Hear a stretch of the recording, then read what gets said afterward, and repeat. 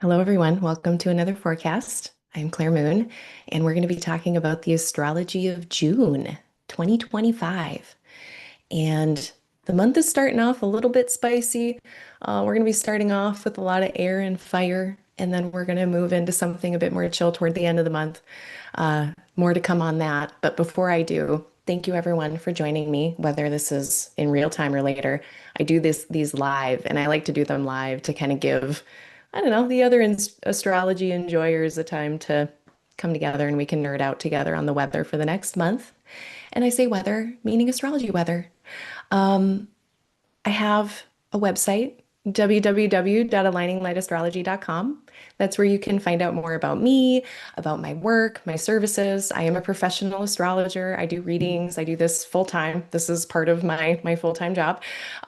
So feel free to check out again all of that at my website. And you can also keep up with me by signing up for my newsletter, www.aligninglightastrology.com/newsletter sign up. And all of that linked below. If it's not right now, it will be in a little bit. Um, I will get timestamps up on this eventually. It usually takes me about 48 hours, so hang in there for that. But then you can kind of skip ahead, and I try to mark things by date of the month so you can kind of navigate it a little better because we'll probably be here for an hour or two, at least an hour, probably usually more. Um, what other announcements do I have? Not many. I'm still just doing readings. I did start doing electional astrology again, but I guess this is a good thing to mention. I have taken it off of my website already because I got a lot of orders, which is great. But now I need to catch up. So I did have to remove the electional stuff from my website. That being said, it'll be back up once I'm caught up and I am no longer Lucille Ball on the cookie conveyor belt, like trying to keep up. Um, at that point, then, yeah, I will put it back up and then I will be available for elections once again. I think that's the only thing that's happened that's interesting, my practice wise. Uh, yeah, happy Norwalk. Norwalk just happened, the Northwest Astrological Conference. I was not there, although I did notice, I felt pretty cool. The article I did on empty houses for the Kaylee Review. This, oh, I don't have it right here. Oh no, I do have it right here. Oh my gosh. Wow, I have my whole collection. So I've been collecting these, the Kaylee Review. Wow, wow, wow. And it's a journal. It's an astrology journal, essentially. And the second issue I was in talking about empty houses. And it was at the conference. I saw some people had it. So thanks if you followed me. I got a bunch of follows online, and I think it's because people saw me there. I'm not sure. But if that was you, thank you. And I hope everyone had a great conference. I was really sad that I couldn't go. I just didn't have the resources, any of them, time, energy, money, to do that. But I've gone electronically, digitally in the past, and it's been excellent. And I hope to go in person in the future at some point. I am definitely going to be at the United Astrological Conference in September of 2026. That is happening. I'm going to be there as a spectator, an enjoyer. Of course, I'm not speaking or anything like scary, but I'll be there for sure because it's in Chicago and I'm very close to Chicago, so I don't get any excuses. Anyway, I'm already digressing. It is Mercury Cazimi right now. Maybe that's the first cue to bring up this wheel. And I actually forgot to talk about this last month. So, what we're gonna do today, here's my outline for today. I'm gonna talk about old business, reflect on June a little bit. And then I'm going to talk some general overviews for the month ahead, just some general things I noticed that I thought were worth mentioning. And then we will get into the details more thoroughly. Um, so yeah, stay tuned. Let me see if there's anyone here, actually. Hold on. Um, no, there's not, which is fine. Um, let me And if you are in the chat, say hello, like where you're from. It's totally great. And if you do have any questions, if you are here in real time, and if at any point today I have said something and you have questions, that's another reason why I like to do this live, is just because it gives us a chance to ask questions in real time and get them answered to the best of my ability. And also, if there are dates that I skip over, like if you had a certain date in June that you want me to look at, I am so happy to do that. So you can put that in the chat as well. I think that's it. So let's talk old business. Yeah, let's talk this Mercury Cazimi that I forgot to mention last month. It's happening today as I record this at 1 p.m., May 29th, 2025. And this is something depending on your definition, if you use like the 17, 16, 17 arc minutes versus the 1 degree. I'm a 1 degree person. So it lasts about a day. And so today, what do you do with that knowledge? Mercury, it's with the sun at exactly the same degree. It's a time of insight. It's a time of clarity. My favorite keyword for Cazimis is clarity, and clarity around Mercury ruled things. So clarity around, I mean, gal, I don't know, no promises today. I now have Neptune in my third house. I cannot promise clear communication for myself, from myself for the next like while. But hopefully today, hopefully I've threaded that needle, electionally speaking, and hopefully I'm clear just in communication because it's a Mercury one.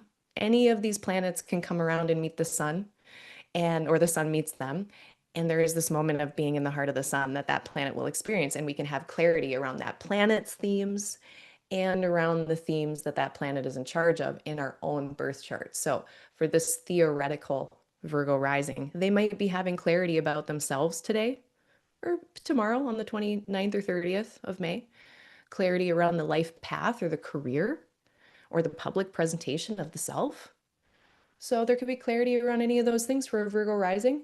Or again, just Mercury stuff. Mercury stuff includes communication, commerce, buying and selling, speaking, listening, knowledge, uh, travel, exchange. Mercury. They do more, but those are some of their main things.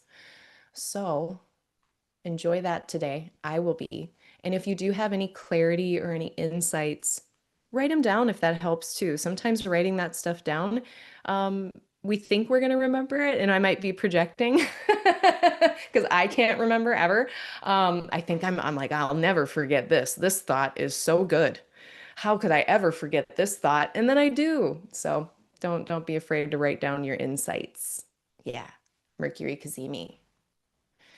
So let's see, is there any? I don't think there was anything else I forgot for May. And then let me grab my notes. We got through that Scorpio full moon. Oh man, that was on the 12th. That was a whole vibe. And the astrology is going to hit each of our individual birth charts differently. So, maybe that's a caveat for using today's information is, of course, like the transits are going to hit each of our charts differently. So, for someone, depending on their context, the same piece of astrology weather could come in and look really different for someone. I guess I'm just going to go on this tangent for a second. This is a tangent, but like say when there's really favorable astrology weather, but the context of your life currently is like not great, like there's something really sad going on or really difficult going on, then I mean, I can say, oh yeah, the Gemini new moon, the 26th, 27th, 28th of May looks pretty good.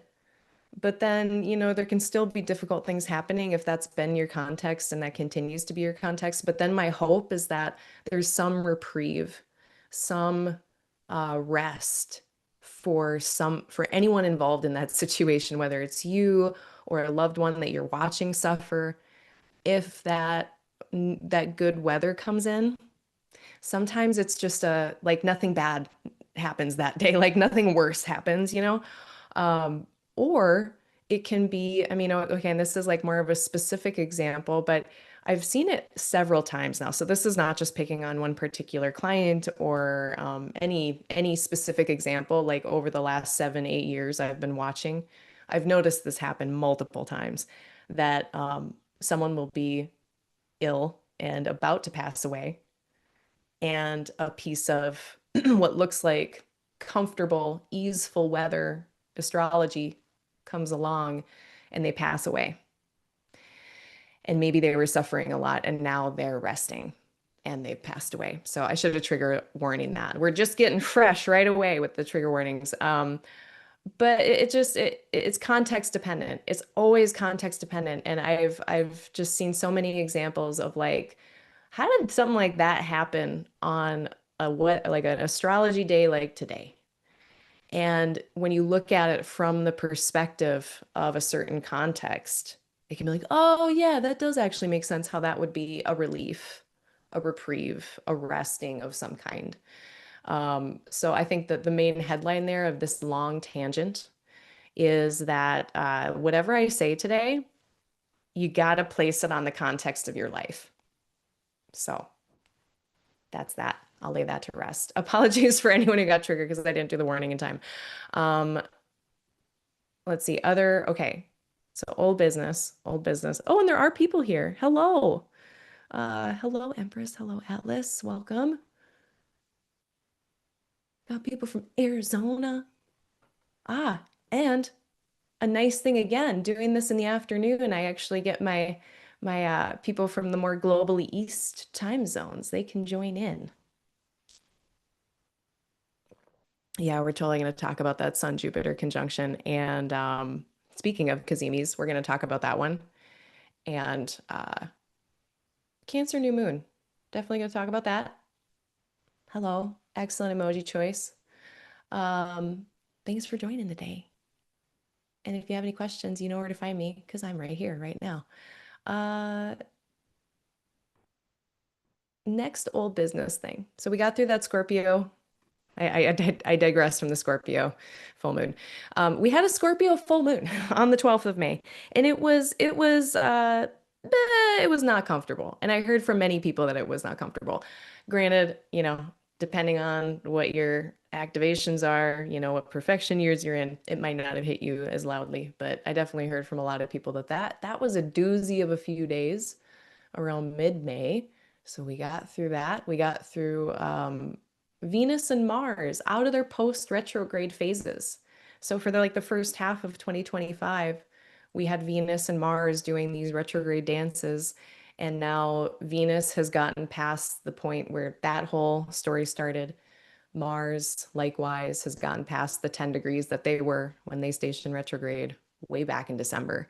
So now those Venus and Mars retrograde stories should, for the most part, be wrapped up more feeling like they're getting in the rear view mirror and not in the front of the priority list. We continue at this point. We've had and we continue to have this nice Venus-Mars trine presence. That's been nice. Venus is overcoming. Venus is in the stronger position here in terms of zodiacal order. They're earlier. So it's like being at the top of the hill and Mars is at the bottom of the hill. So Venus has a bit of a louder say here. And so that makes Mars behave better.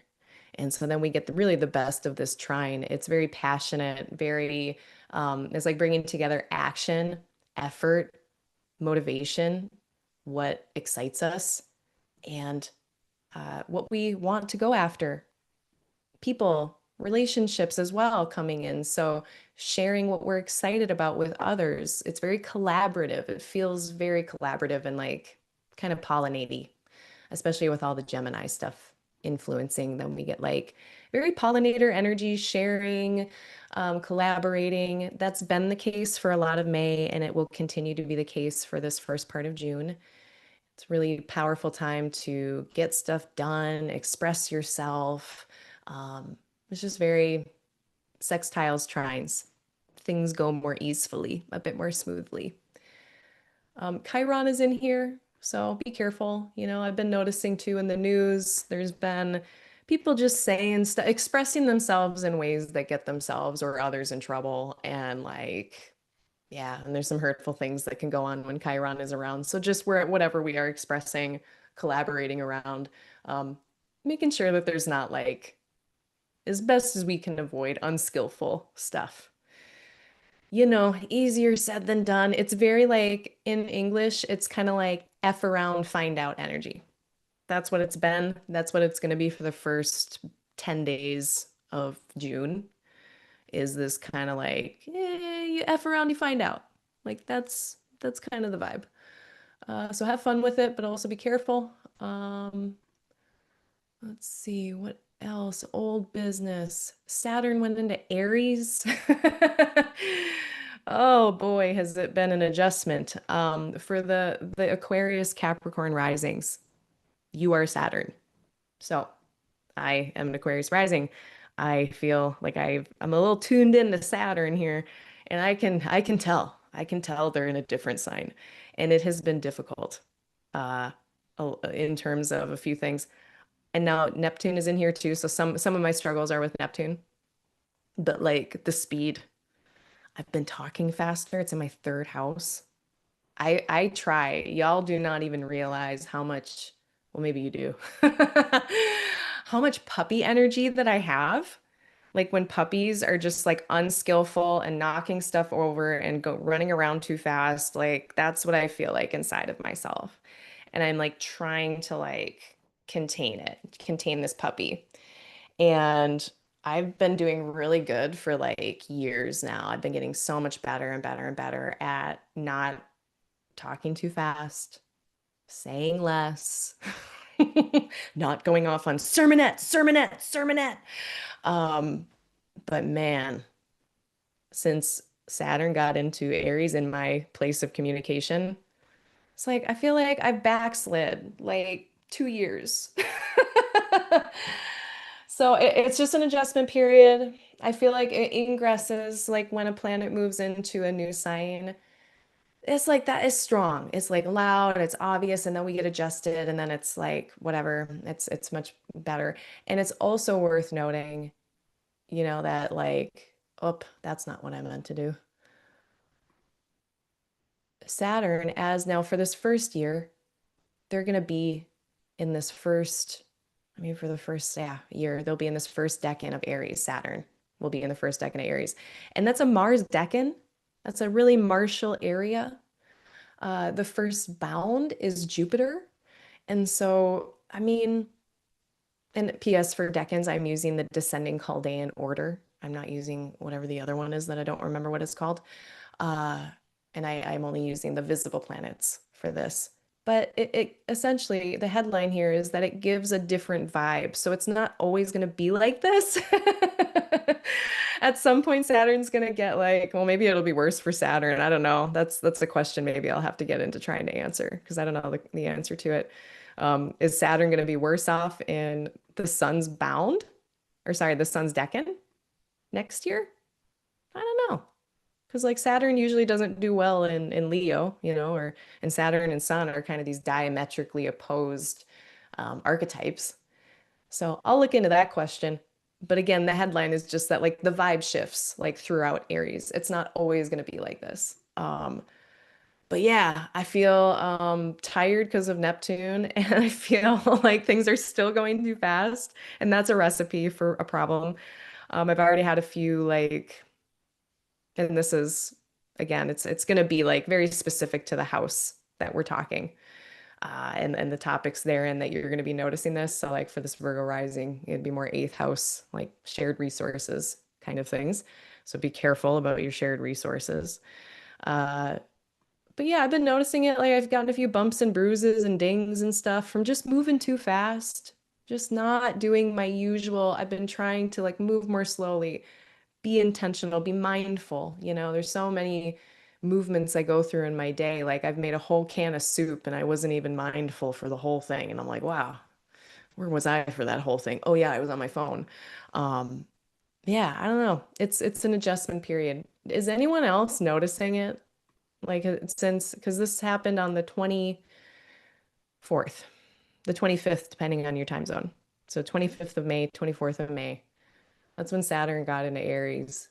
And they're going to get out of there on September 1st. And they're going to go back into Pisces. So it's actually kind of important that we pay attention June, July, August with Saturn and Aries See how that feels, because then we're going to have this advantage of then having an like a really quick comparison experiment. Oh yeah, what does Saturn feel like in Pisces?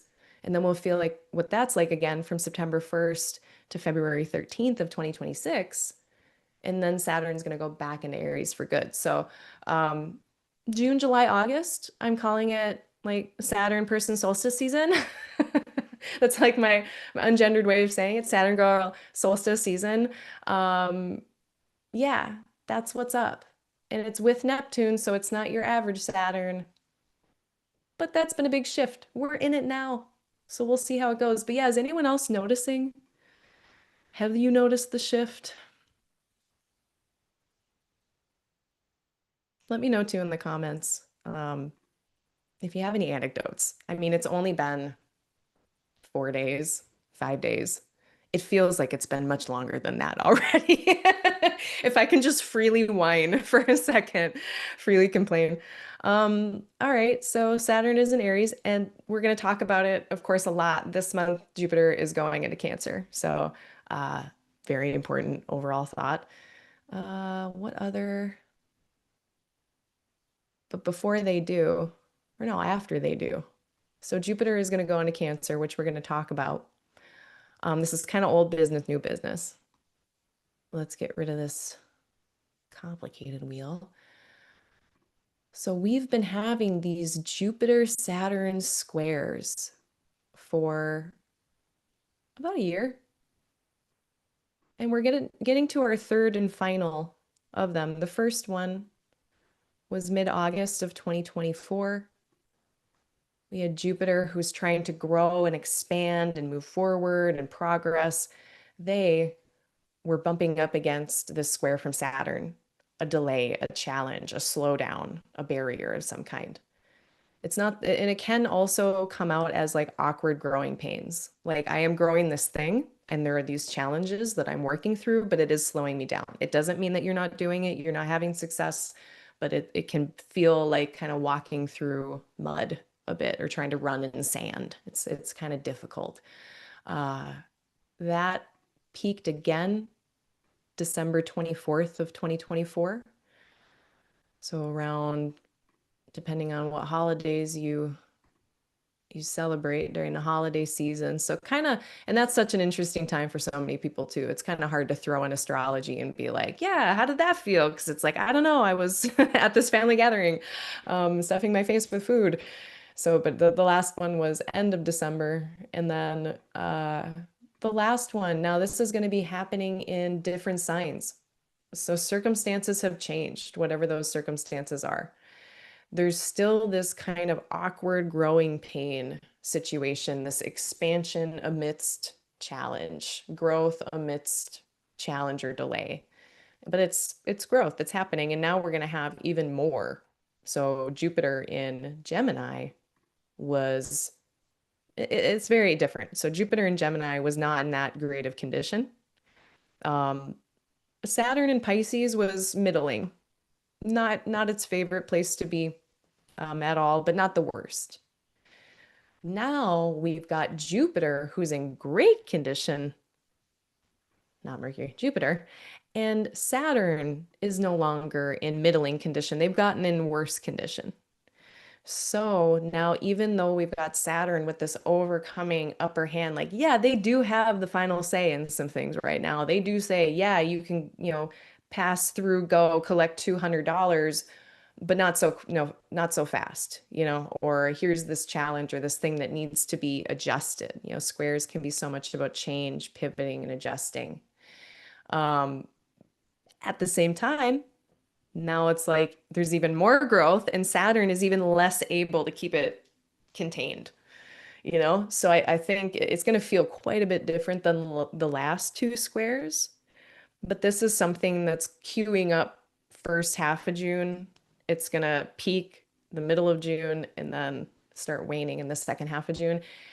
And then, besides like some retrograde action, which is it's going to keep us kind of in a loose square. And as much as, by sign, there's going to be a square at times between these two still. slowly but surely now over the next year or two or three, we're going to start to see more trine involvement between these two. And that speaks to that growth of Jupiter not being as delayed, as challenged. It's easier to grow. Those growing pains are not as much when they're in a trine.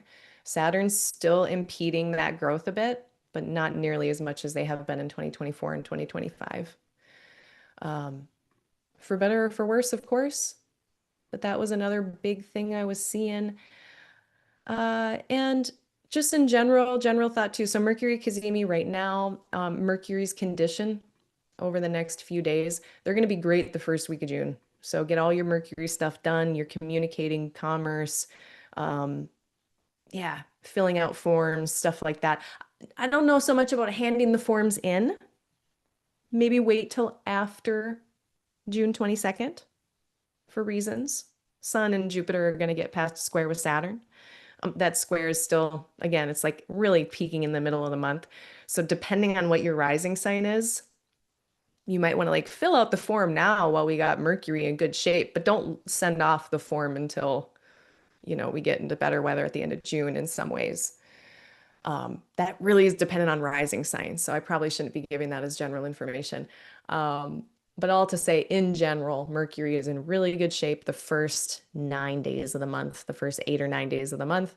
And then they're going to move into Cancer. No offense to Cancer, but if we're looking at dignity, Mercury is not a water type Pokemon.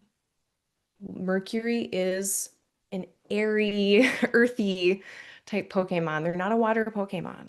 So it's harder for them in a water sign sometimes. They're a verbal creature that is in a non-verbal land in a lot of ways. So all to say, get your Mercury stuff done earlier in the month. At the same time, even though that is the case, then Jupiter is going to be accompanying Mercury. And so they will be well resourced and they're going to become visible, like, yeah, at least halfway through the month, they'll be visible. So, Mercury's condition is honestly for June pretty decent compared to some last months we've had. Mercury's doing well at the end of May into June, and even in like second half of June, still doing pretty good, visible, direct, accompanied by an exalted Jupiter. Um, yeah, decent Mercury month. Um, Also, Mercury is getting that sextile from Venus, which I will talk about later. So yeah, Mercury's in good shape this month for the most part. They are out of bounds too, which is interesting. I don't talk about bounds. I forget a lot, but I shouldn't. Um, because like if you watch the planets move across the sky every night, um, every week, they progress, what is that, horizontally across the sky. Um, Declination out of bounds has to do with the up and down, the vertical. So how high or low is that planet compared to the path of the sun and the ecliptic? And I forget now. It's like, what is it? Someone, if you know in the chat, let me know. I think it's like 12 degrees on either side of the sun's path, up north or south, is in bounds. It's like within a certain margin of error close to the sun, that planet is within bounds. When they get past like a certain degree, it's like 23 degrees, like north or south of the ecliptic, they are said to be out of bounds. And like the symbolism around that is that that planet is not really held in by like that central organizing orderly principle of the sun. They're far away from the sun. The sun is authority. The sun is order. It is the central point that holds everything in and keeps order. And some of these planets at times are getting outside of that. So we've got a Mercury that's in pretty decent condition all month to really good condition at the beginning of the month. And they're really just doing their own thing. So they are a powerful, powerful planet. And as I, in this month, they're a very powerful planet. And as I record this, yeah, are they? No, I don't think they are right now. No, they're not out of bounds yet. Um, but it is like the first week of the month and then until the 21st. So Mercury's really interesting this month. If you're noticing really loud themes and archetypes of speaking, people talking a lot, people talking fast, lots of information coming in, facts, communications, travel, commerce. If you're noticing a lot more of that than usual, quippy quips, witty wits, yes, all Hermes. Um, I think that that's all my old business and general thoughts. Uh, yeah, yeah, I think that that's all my thoughts in a general sense. Let me do the dates of interest. So on the, and these should be listed below too if anyone wants to copy paste them anywhere. But I've got June 5th, Venus entering Taurus. June 5th, approximately, give or take a bunch of stuff. Jupiter is setting in the evening sky. So the sun's gonna get close to Jupiter and they're gonna disappear. Mercury is entering Cancer on the 8th. On the 9th of June, Jupiter enters Cancer. On the 11th, we have a Sagittarius full moon. On the 15th, that Jupiter-Saturn square perfects. On the 17th, Mars enters Virgo. On the 20th of June, the sun is entering into Cancer. On the 25th of June, we're going to have a Cancer new moon.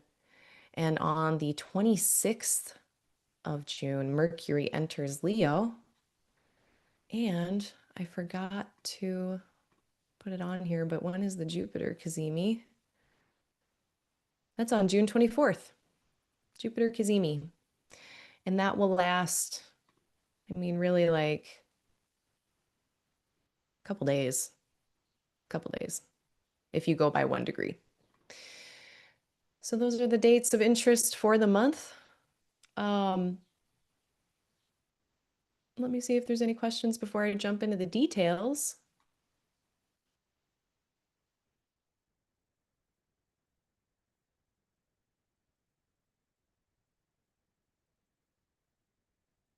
Someone is in a perfection year.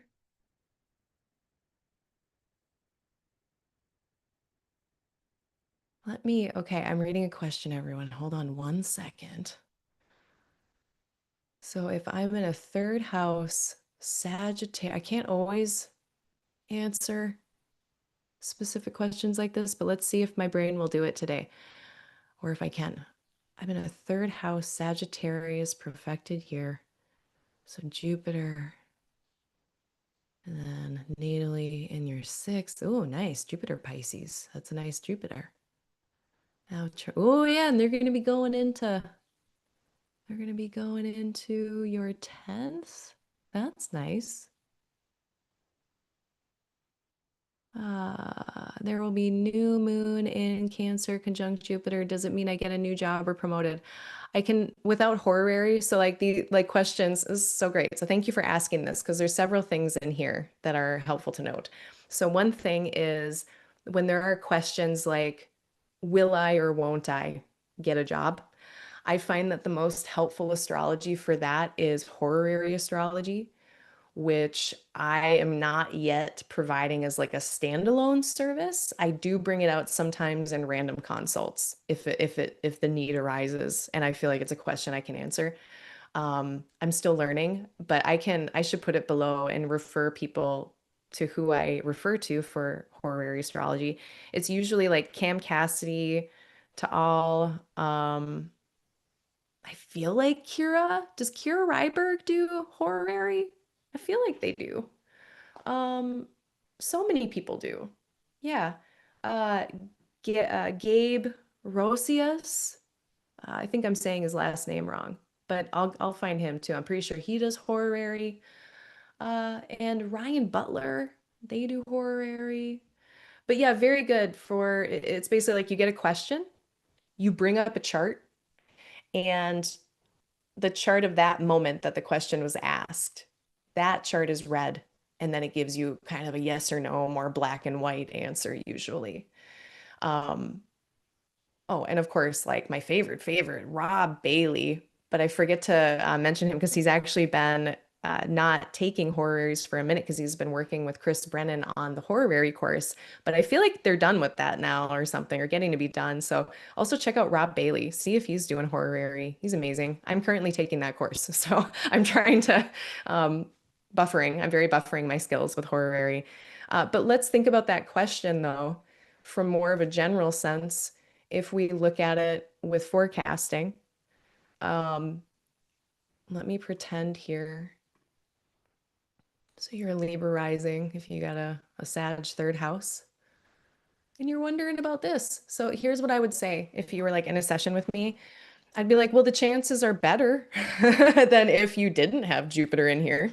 So yeah, I don't know for sure if you're going to get the job or not, but if there's like, let's say, are you, the chances of your success, the probability of your success increases with Jupiter in the 10th house.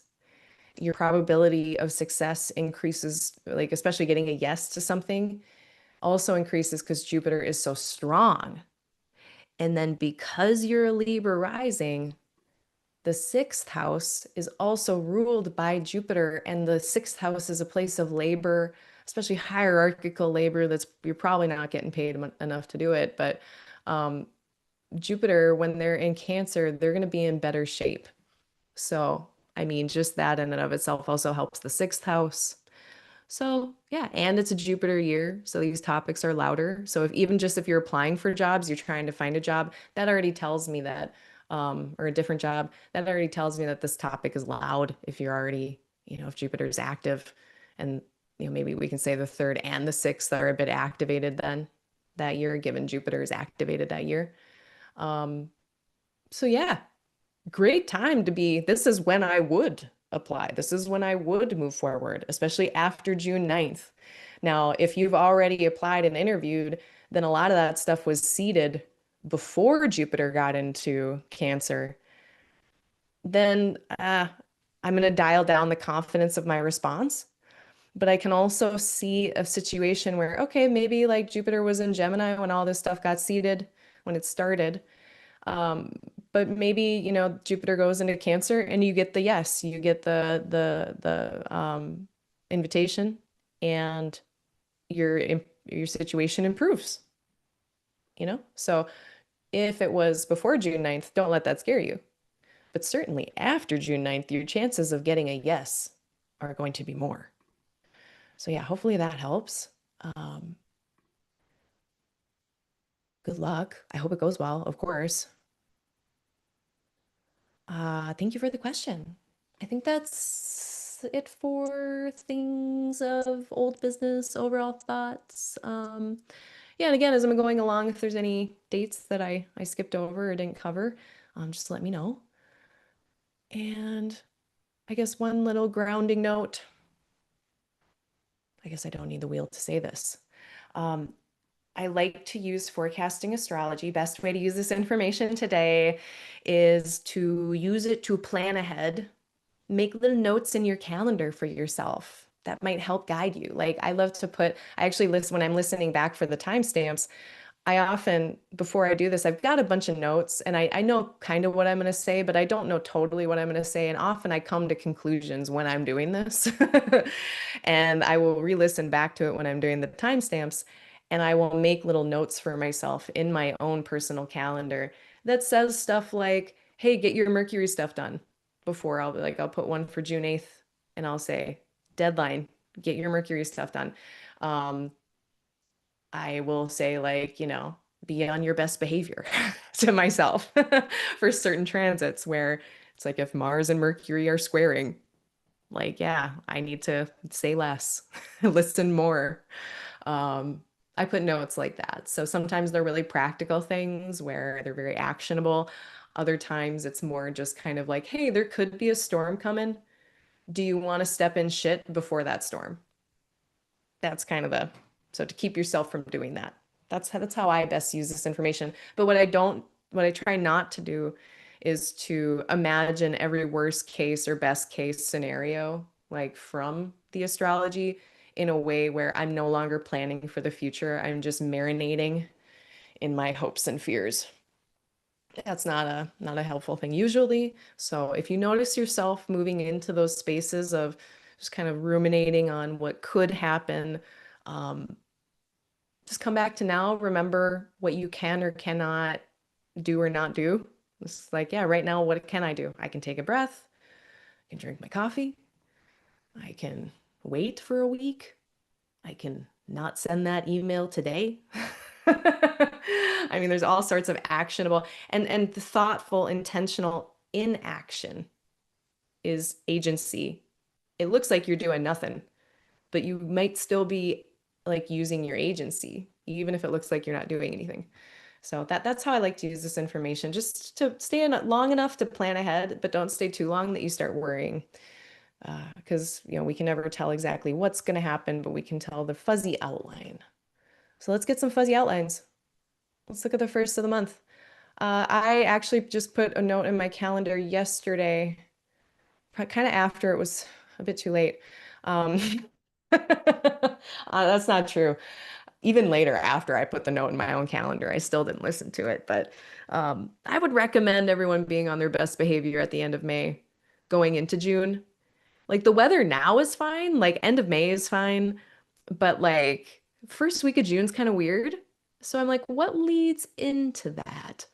Uh, and why is it weird? Chiron, that's why. That's usually, besides Mars and Uranus, Chiron is who I'm looking at with some side eye the most probably. And we're going to be having some plugins. So Venus is going to be moving toward Chiron at the end of May. We're getting into adherence within 3 degrees range. And this in and of itself can come out in many ways. I would say that one of the important ways to think about Chiron beyond just being an ouchy wound is also it is healing. It like Chiron themselves, they were a healer, mentor, teacher, physician, just like all around great guy. So, there's healing that can happen with Chiron. There is like the kind of serendipitous when you find a tool or a thing that helps. That can be Chiron. When you find a person that helps, that can be Chiron. So it doesn't have to be ouchy. Well, and I think a lot of times, especially in these fire signs, it has been expression of what is painful in that way that, like, if we think about Inanna and Erishkigal expressed in one part of that Inanna's descent story, expressed all of their pains and hurts. And these other beings listened to Erishkigal and all of their pain. And there was something really healing just in that expression and being witnessed. And so come June 1st, all right, Venus is with Chiron. So is it hurting or is it healing? This is a question I asked last month as well at the beginning of the month because we were having planets, kind of connect with Chiron. The question of, before we do it, say it, act upon it, is it helping? Is it hurting? If it's thoughts that are happening, are they thoughts that are helping or hurting? And that is a big question at the first few days of June. The moon is plugging into all of it on the 1st of June. That's why I kind of am giving us a bit of a, hey, let's be gentle and ginger about things as we enter into June, because I don't know what this is, And what I've been noticing for the last year is that anytime, even if Mars isn't in here, when the moon has been in Leo, when the moon is in Leo connecting with Chiron, there's a lot of hurts that are being expressed out there and, acted on sometimes in not helpful ways. So, trine, I know usually we think, ooh, it's good, it's cool, it's chill, and a lot of times it is. But sometimes I wonder, what is free flowing about this trine? What's free flowing in between? And when it's Mars, Moon, Chiron, when there's an interpersonal component like Venus, when it's fire, which is more externally, well, yeah. So make sure you've got supportive friends, family, supportive audiences, supportive people that can support you during the first couple days of June if you need it. And in between them, we've got a lot of help. So we've got this very powerful Mercury who's helping out Jupiter and Sun. So there is an ability here to put words to things. Like there's absolutely an ability to put words to things, to find understanding. There is a planet of goodwill involved and a planet of harmony involved. And there are some sextiles and trines here. So I think there is a lot of potential for this to be a healing kind of thing, even if it doesn't feel comfortable in the moment. Um, but yeah, there's the potential for some difficult, I think, things on the 1st of June there too. Let me see if there was anything else.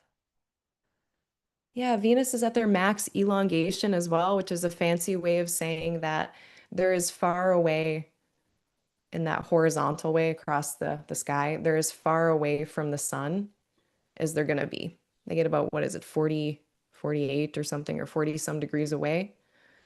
So Venus, really far away from the sun, very independent. It's a morning star Venus.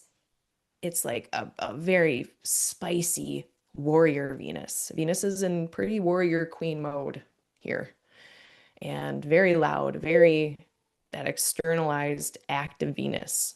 So that means when it comes to interpersonal things, expression, relationship things, there's just a potential for a lot of spicy expression.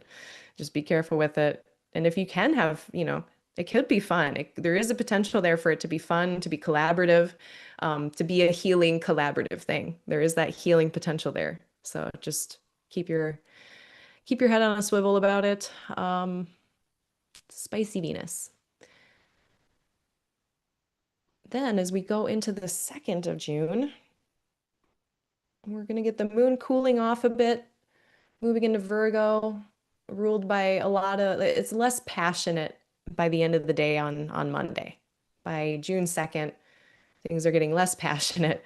But yeah, like May 29th, May 30th, yeah, what we're going into. Very passionate. That's another good keyword for it. A little bit more dispassionate, cool-headed, rational on the 2nd and the 3rd.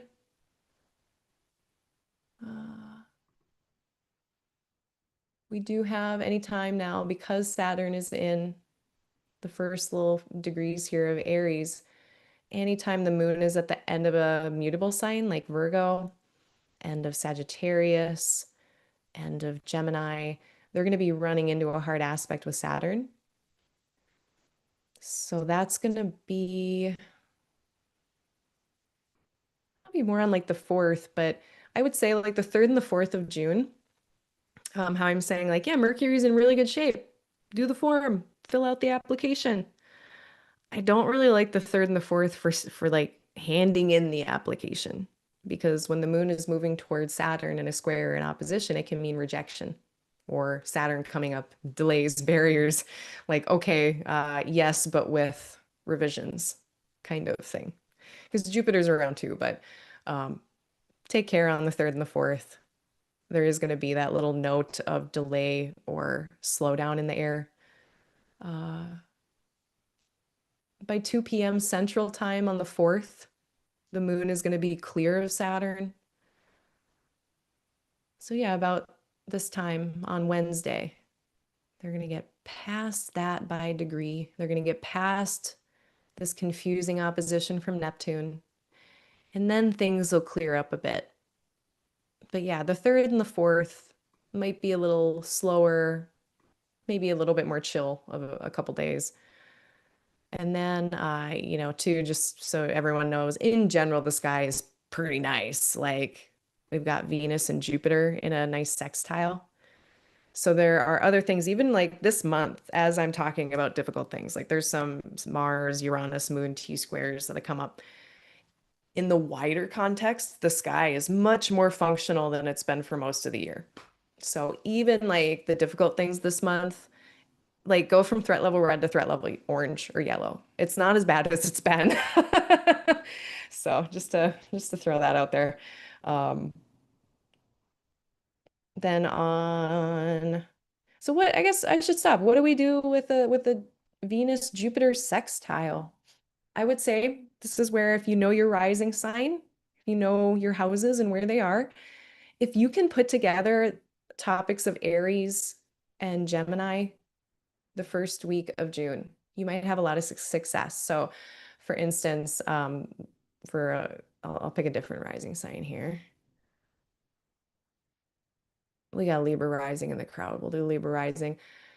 Ways that you can put together your partnerships, your one-on-one interactions, and advanced knowledge, or partners in astrology, or bring together partners in travel. You know, if you're planning a travel with your partner, that would be a good use of this. There's something coming together that's constructive and with benefics. So it's a good time to work with those, massage those two areas of life. Uh, and it should work more easily. So like if you are travel planning with your partner, dear Libra rising, like I would expect it to go more easily around the 4th when Venus and Jupiter are coming exactly together. Um, it's a nice little addition to the day. It at least helps make the sky in general a little bit more comfortable. And then on the 5th, now this is where we really get all of that Venus story from the first half of the year in the rear view mirror. On the 5th of June, Venus is entering into Taurus, and they're going to be in the best shape that they've been in for at least a month. They struggle somewhat in Aries. They're going to be much more comfortable in Taurus, and they're going to be blessing whatever part of your chart is Taurus. So they will be in there. Let me get the exact dates.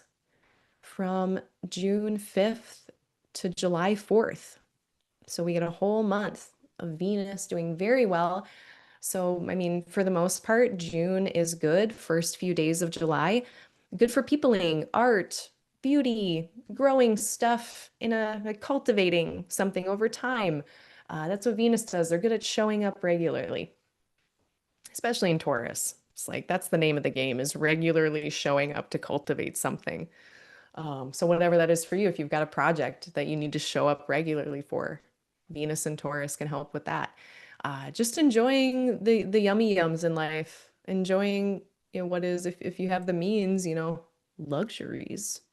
That can be a very nice thing, or maybe luxuries come more easily. Maybe you find a luxury on sale, you know? It's just like the wind is at our back for enjoying the sense pleasures of life. What tastes good, smells good, looks good, sounds good, feels good. Um, that's the name of the game with Venus and Taurus. So we'll be able to enjoy that for most of June. I'm looking forward to it. Are they going to be doing anything with Pluto? Yeah, they are. So let's look at this June 5th date. So Pluto is at 3 degrees of Aquarius. So we've got a little bit of space here. As soon as Venus gets into Taurus, they get into an adherence within 3 degrees of Pluto. So the first few days here, it might be kind of weird, a little intense. Not sure what it's going to be. Sometimes we just get overly hyper focused or fixated on something with Pluto around. Maybe you're noticing, yeah, I really like that kind of thing. And, you know, maybe is it a habit pattern that is helpful or not? Venus can be vices. So if the first few days of June you're confronted with some kind of habit pattern, yeah, that can happen with the square with Pluto. But we should be able to extra enjoy Venus and Taurus after they get out of that, which is going to be more on June 9th. So June 5th, Venus changes signs. June 9th, I think we're really going to start to be able to chill and feel it because we're going to start to have Venus get away from Pluto. Just in time for Jupiter to change signs and get in a really good shape. So let me see. And then Venus as well. Or no, this is about the time Jupiter. So Venus changes sign at about that time. This is where Jupiter is getting to be 15 degrees away from the sun. And this is where in the evening sky, like usually we've been able to see Jupiter right before the sun, or sorry, right after the sun sets. We can see Jupiter in the west. Now, Jupiter is so close to the sun that they're going to start to disappear in that evening sky. And then eventually they're going to pop out in the morning sky. But Jupiter is really bright. And it depends on your location on the globe. It depends on your environment, the amount of light pollution you have, the amount of actual pollution you have. All of that matters in terms of seeing a planet or not with your naked eye. And Jupiter, like even when they're within 15 degrees of the sun and they're quote unquote under the beams and, you know, for the most part, like not as well conditioned or healthy when they're under those beams. We have to remember that this is a visual art and you very well may still be able to see Jupiter. So let's say you can still see Jupiter right after the sun sets. You can still see Jupiter and you pull up your phone and you look at your software and you're like, they're 12 degrees apart. They're 13 degrees apart. You know, why can I still see Jupiter? If I were reading someone's birth chart born at that moment, I would be like, nah, Jupiter's not under the beams. I can see him. And there are softwares. I feel like Patrick Watson talks about this way better. Like, if you want to know more about this particular thing, I know, and I don't know what episodes, but I know I've heard Patrick Watson and Nick Diggenbest talk about this issue and software that they know of that, or maybe it was Cameron Cassidy. Like they were telling me about a software. I know there's a software out there that calculates this for you, but it's not Astrogold and it's not Solar Fire. Um, I digress. The 15-degree thing is a convention. Jupiter reaches that convention on around the 5th of June, and they're going to reemerge mid-July. So they'll be gone for about 6 weeks. We won't be able to see Jupiter, and they're going to come into the morning sky around the 15th of July. So now Jupiter is going to be, and on the 24th of June, coming into their Cazimi, um, Jupiter is going to be going through a purification process through the beams of the sun. And so Jupiter themes, Jupiter ruled topics. So the Pisces and Sagittarius ruled places of your chart are going to be reborn. Those areas are going to be kind of cleansed by the fires of the sun. Where we're going to have that moment on the 24th, 23rd, 25th of clarity around these topics of Jupiter as well, and Jupiter ruled house topics, clarity around those. But, you know, similar to like two planets coming together in a conjunction, it's seen as like this like seminal, like coming together, like seeding event, but similar to how like a conception of a baby, you get like the zygote that you don't see, and then like 9 months later, you have that visible birth, right? Similarly, with a planet moving through the beams, there's a seeding, there's a rebirth, but then you don't see the kind of outcomes usually until that planet gets out of the beams later on the other side, a little bit later. So Jupiter's going to be going through this process. For the month of June, it might be kind of difficult to see like how it's going to turn out in some ways with Pisces, Sagittarius ruled things. There just might not be as apparent or in our face, or maybe it's things that are happening more behind the scenes, similar to that planet not being seen. But overall, you know, for our purposes, this particular Jupiter Cazimi, we get one every year approximately. The sun goes around and hits Jupiter once a year. Um, this one is like going to be more comfortable, I think, than normal, more productive, helpful. Jupiter's in really great shape. They're protected from the beams of the sun while they're in Cancer. So that just all goes to say that Jupiter's condition around this whole seeding and rebirth moment is very good. So I'm very hopeful for whatever is brewing in our Pisces and Sagittarius areas of our charts. I'm hopeful that whatever's kind of being seeded and growing there in June and July is like a helpful, good thing. Um, you know, night babies, asterisk, but yeah, for the most part, I dig it. So anyway, that whole disappearance, Cazimi rebirth thing, that starts on the 5th. I think the 5th and the 6th are going to be kind of busy days. The moon is going to be in Libra. And when the moon is in Libra on the 5th and 6th, whoops, they're just going to be making a lot of connections with other planets. So pretty much all of the planets are going to be able to connect with the moon. So yeah, let's just say the 4th, the 5th, the 6th. If you're more in like the global Eastern time zones, You're going to be more like the 7th of June might also be busy for you. And let's talk about the 6th a little bit more. I want to hone in here on Mercury and Jupiter and this area of the sky of Gemini and Cancer. Because there's a lot of activity happening here around the 6th, 7th, 8th, 9th.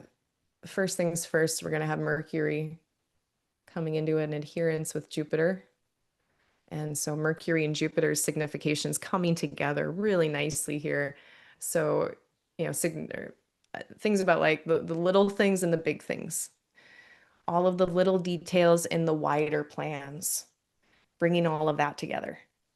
After making a bunch of difficult decisions, maybe since that new moon that we just had, this is opening up a lunation cycle that really speaks to all of the potentials of Gemini. And we must choose a few, right? If Austin Coppock's Decans work teaches us anything, it's that we must make choices in Gemini of all of the lovely potentials and hold space for a bunch of stuff. And so as we're making those decisions, I think it's going to be really helpful having Mercury and Jupiter come together here around the 6th through the 9th. And just bringing together again all of the details with the wide. How does everything fit into the wider plan? Does this smaller thing make sense in this wider thing? So I think for me, part of this question is, just to give an example, is going to be how much effort do I put into horary right now versus tarot? I've been wanting to add tarot to my list of services for a while, but I don't feel ready. I need to do a little bit more before I start charging people for like, full charging. I might have a beta at some point. I've been using tarot with clients for a while, but there's something for me, like I can use a skill a bunch and I can even be very proficient in it, but like putting it on my website, and this is totally a digression, putting it on my website and charging people full pay or full money for it is a whole different step for me that my Saturn brain just like short circuits. And I'm just like, we're making it official. This means I must be a doctorate. And I start getting imposter syndrome, right? Um, so anyway, long story short, I've been trying to make a choice. Like how much time and effort am I going to put into this thing versus this thing? And, within, like I have to think about how does this fit into my practice? How does it fit into my branding? How does it fit in with the kind of energy that I have? Uh, is this going to make me have less time for astrology if I'm doing more tarot? And am I okay with that? So that idea of, okay, here's all these little things and all these possibilities and potentials with Mercury and Gemini, but then Jupiter is helping us to make it make sense, keep it cohesive. Um, so really good just in general for cognition, cognitive labor, planning, making difficult choices, making these kind of, all right, it's been a year of being scattered. Now it's time for us to reel it in, choose 2 or 3 things to focus our energy on so that when Jupiter gets into Cancer, they can show up to a garden and water that garden, knowing that we have chosen the plants to put in it. So I think it's just going to be a really helpful few days with Mercury and Jupiter coming together there. Buying and selling, uh, in general, I would say yes, but something that makes me a little nervous is the Saturn-Neptune square. I feel much more comfortable, like in general, with like buying and selling and stuff once Mercury gets past that. So let's see. Because Mercury and Jupiter are going to be together in Cancer too. So we're going to get a lot of this same kind of benefit. Um, yeah, maybe like if you wait until, well, let's just wait for Jupiter to get past too. So like the 15th of June. I mean, then you're definitely going to be out of the woods with potential shenanigans with buying and selling, lack of clarity. So Jupiter, Mercury coming together, great for buying and selling. Just please read the fine print. Please like read all of the fine prints. And if something seems fishy, definitely like if it seems too good to be true, question it. And if you can wait then until maybe the opportunity comes earlier in the month, vet it until the 15th, see how it goes, and then pull the trigger on it. What else is happening? Yeah, then we get all the ingresses. So those two planets, Mercury, Jupiter, are going to come together. Then on the 8th, we're going to get Mercury leapfrogging over Jupiter and entering into Cancer. That's not the right planet. Here we go. So there's Mercury. They beat Jupiter to it. I do find it, I don't know, just kind of cute that as Jupiter is leaving Gemini, Mercury was there. It's like if you've had a house guest for a long time, seeing them out, being like, it was nice to have you here. You know, you brought a lot of a lot of interesting understanding to a place that usually doesn't worry itself with that. And they can send them off and actually usher them. Then they kind of usher each other out into Cancer. So the next day, Jupiter joins Mercury into Cancer. And we're in Waterland. We're coming out of this very thinky McThinkerson kind of place. I mean, all of Gemini is very thoughtful and like it's thinking. It's very proliferative in thought. And now we're going to get out of that and more into the body, more into the felt sense of things, into the what we know without being able to explain it, into our intuition. So it's going to feel very different around the 8th and the 9th. We're going to get a vibe shift. And if it has been really hard to not overthink, like if you've been overthinking, I think it's going to get easier to stop overthinking when some planets get out of Gemini. It's going to be even easier to stop overthinking after the sun gets out of Gemini. So there's still some thinking and some things to wrap up, but yeah, June, any lingering questions or choices in June, it's like that's the time to wrap it up, so that you can focus on what you choose. Then what am I missing? At this point, again, as soon as these planets get into Cancer, they're going to be in a square with Saturn.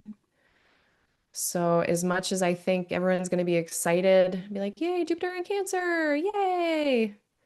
We gotta pump the brakes. We're not going to be able to squeeze into all of that juice until they get past the Saturn-Neptune stuff, because I think that's just like going to be some kind of din, some kind of hampering of what we could be feeling with Jupiter in Cancer. Uh, Requests may be, accepted, but with provisions. Requests may be denied. You might want to wait till later in the month to do your requests or hand in the applications, if you can wait.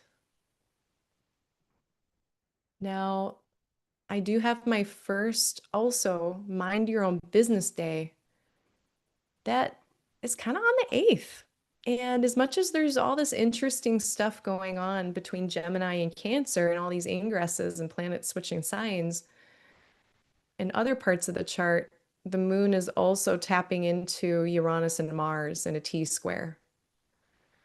So again, like all the astrologers were like, I'm one of them. I'm putting a lot of eggs in my Jupiter and Cancer basket, but I'm not telling people to I keep saying pull the trigger. I need to think of a different phrase.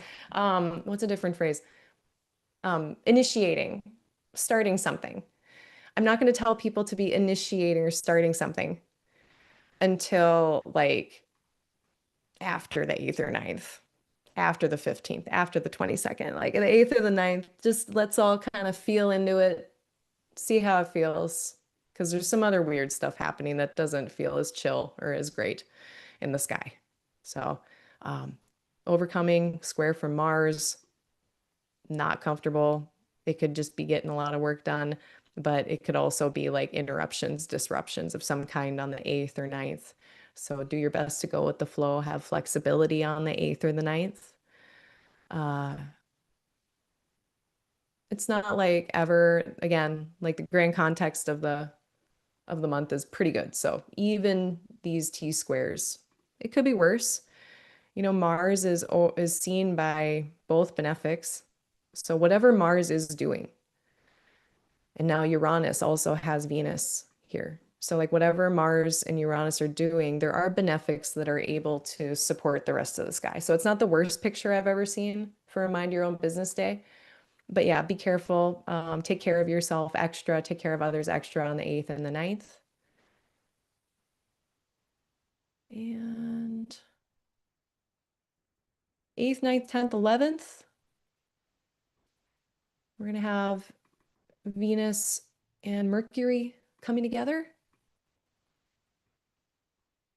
So we may have some nice conversations on this day around 8th, 9th, 10th, 11th. Collaborative, being able to come together with others, share information, all of that's running rather smoothly. So it's like we get this blip with the Scorpio moon. So we got to get through that Scorpio moon blip, right? And then we're going to get some planets changing signs, and then Moon, Venus, Mercury, Jupiter, they're going to get to tie in with each other. So there's some, it's like a blip on the 8th or 9th, and then there is some improvement in the following days. All right, we're just about a third of the way through the month. I'm still going to talk more about Jupiter and Cancer. I'm not done talking about that yet, but let me just check in with the chat and see how we're doing, if there's any questions.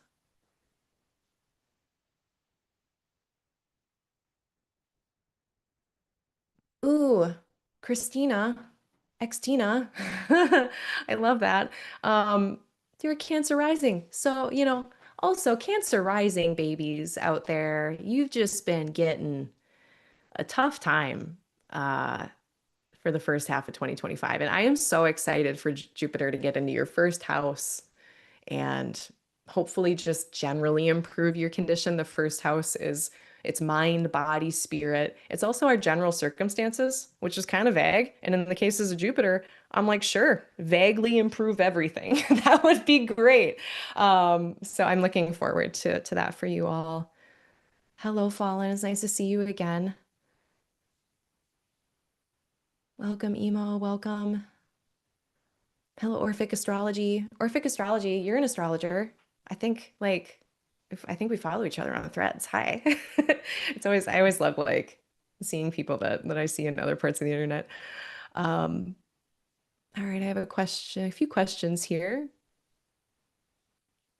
I'm a Libra rising, so that's two Libra. Oh yeah, Libra risings. Good. Oh yeah, I need to try to remember that. That's what you are.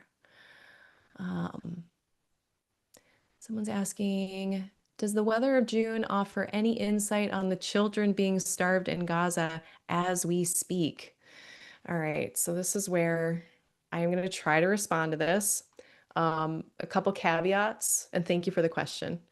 Uh, I'm not a mundane astrologer. I always get a little nervous talking about world astrology that like affects nations, because it is its own very like specific thing.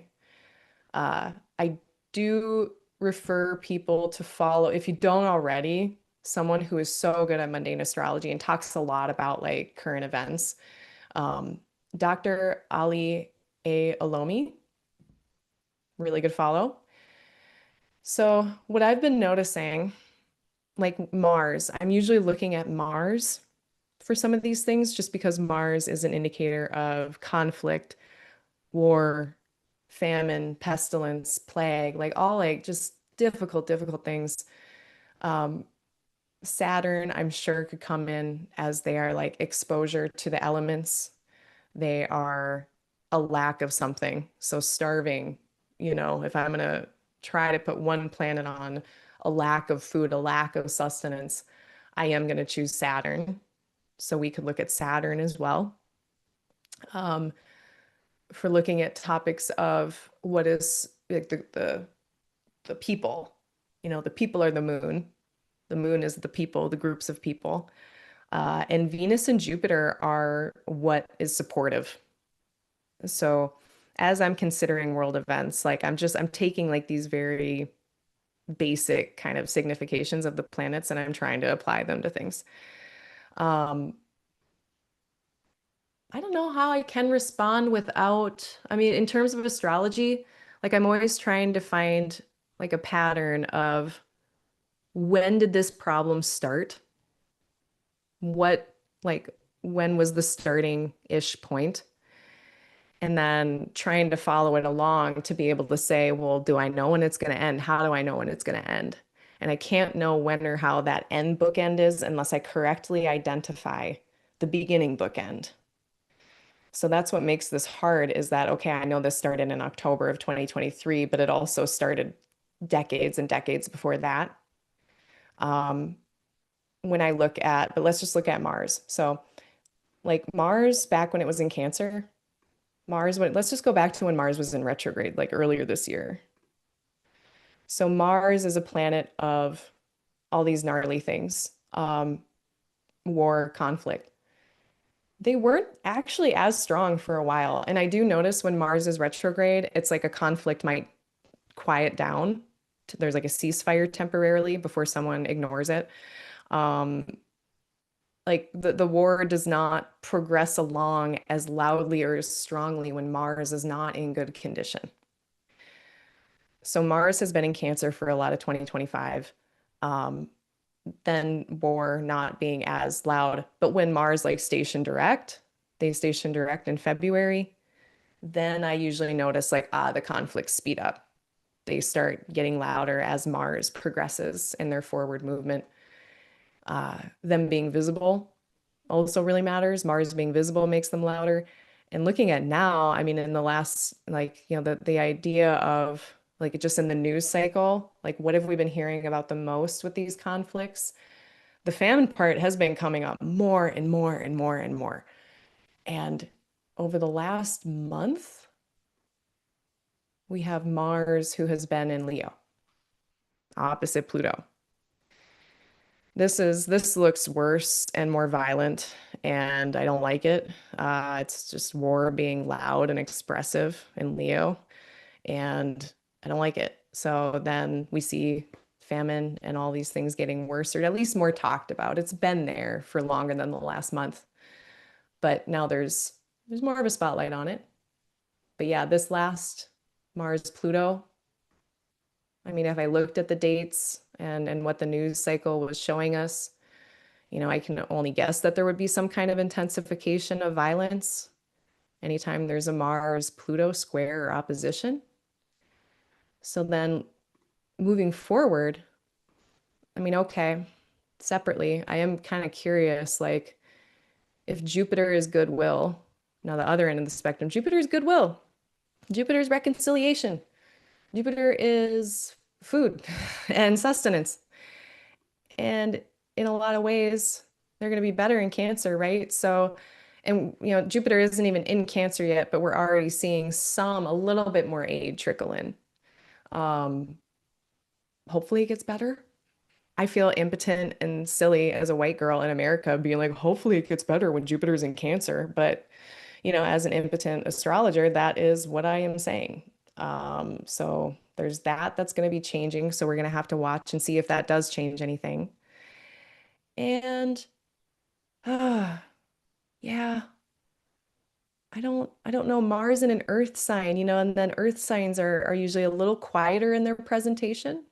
So then I guess the next thing that I would be looking at besides Jupiter changing signs and our goodwill being amplified are hopefully Jupiter's connotations of peace being amplified. Then the next one is June 17th, June 18th, June 17th. Mars is getting into Virgo. And so maybe that planet of conflict, war, um, I mean, certainly a vibe shift. Earth is usually less outwardly apparent. It can be quieter in some senses. Now, that doesn't mean there's not as much destruction going on. There could be destruction in more of a pernicious way. Um, but yeah, I think this is pretty much what I'm coming up with on the spot. Oh, last thing. And this goes actually so June 8th, we got that. Maybe this is my last helpful point with it, or what could be helpful. So like the moon plugging in with the Saturn-Uranus square, or sorry, Mars-Uranus square.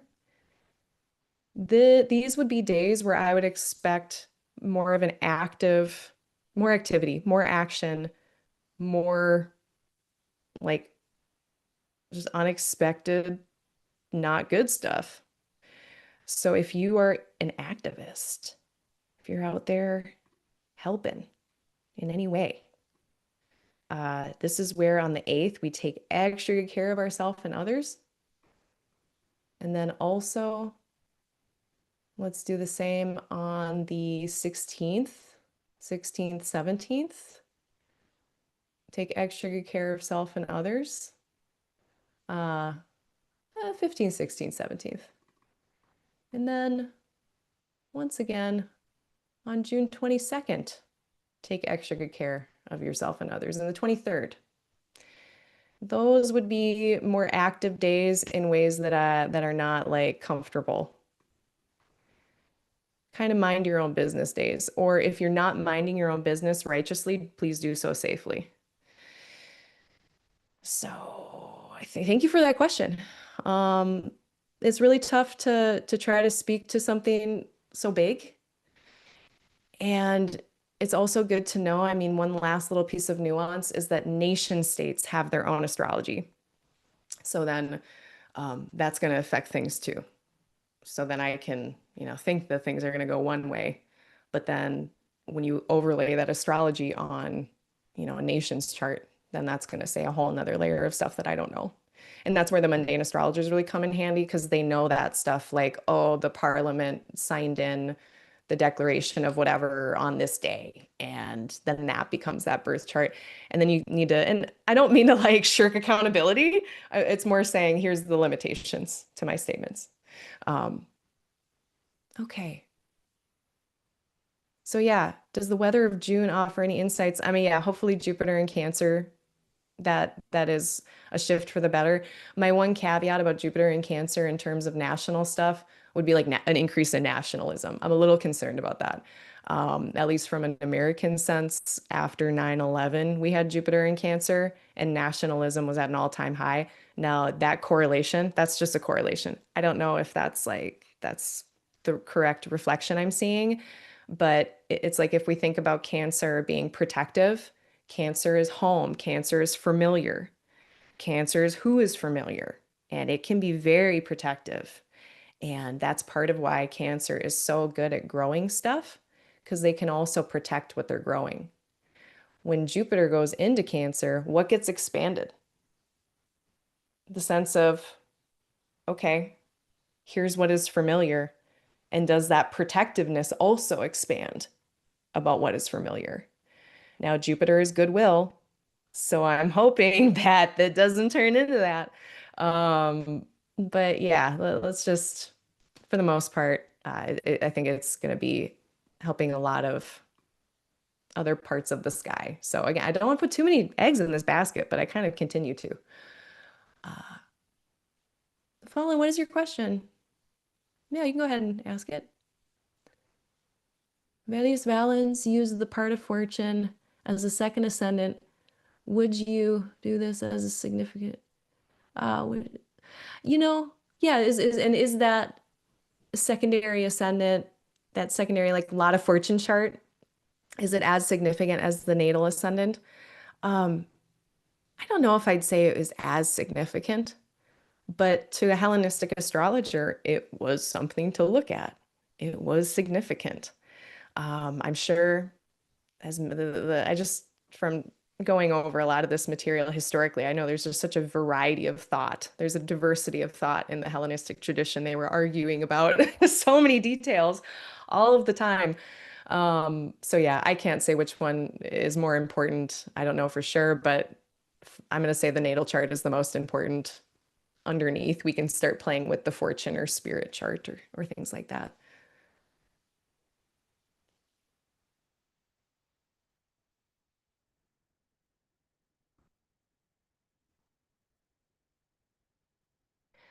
We got a question or a comment. So thinking back to when Venus was retrograding in Leo in August of 2023 And then Mars retrograded in Leo this winter.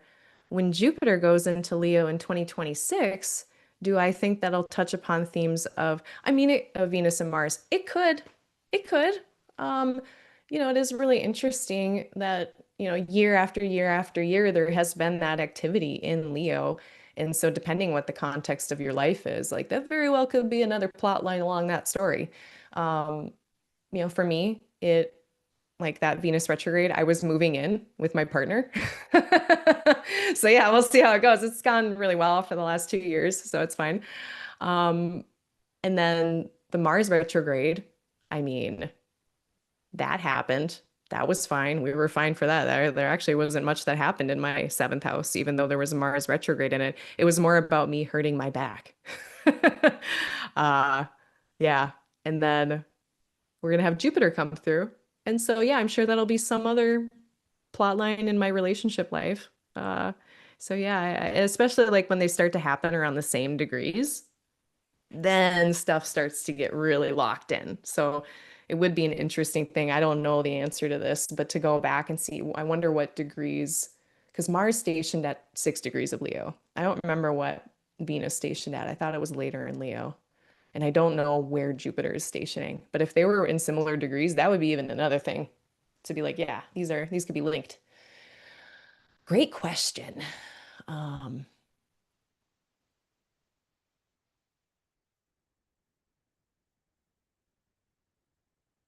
yeah, and it'll be interesting too. Like Jupiter loves being in Cancer. Jupiter also likes being in a fire sign. So they have some triplicity dignity in Leo.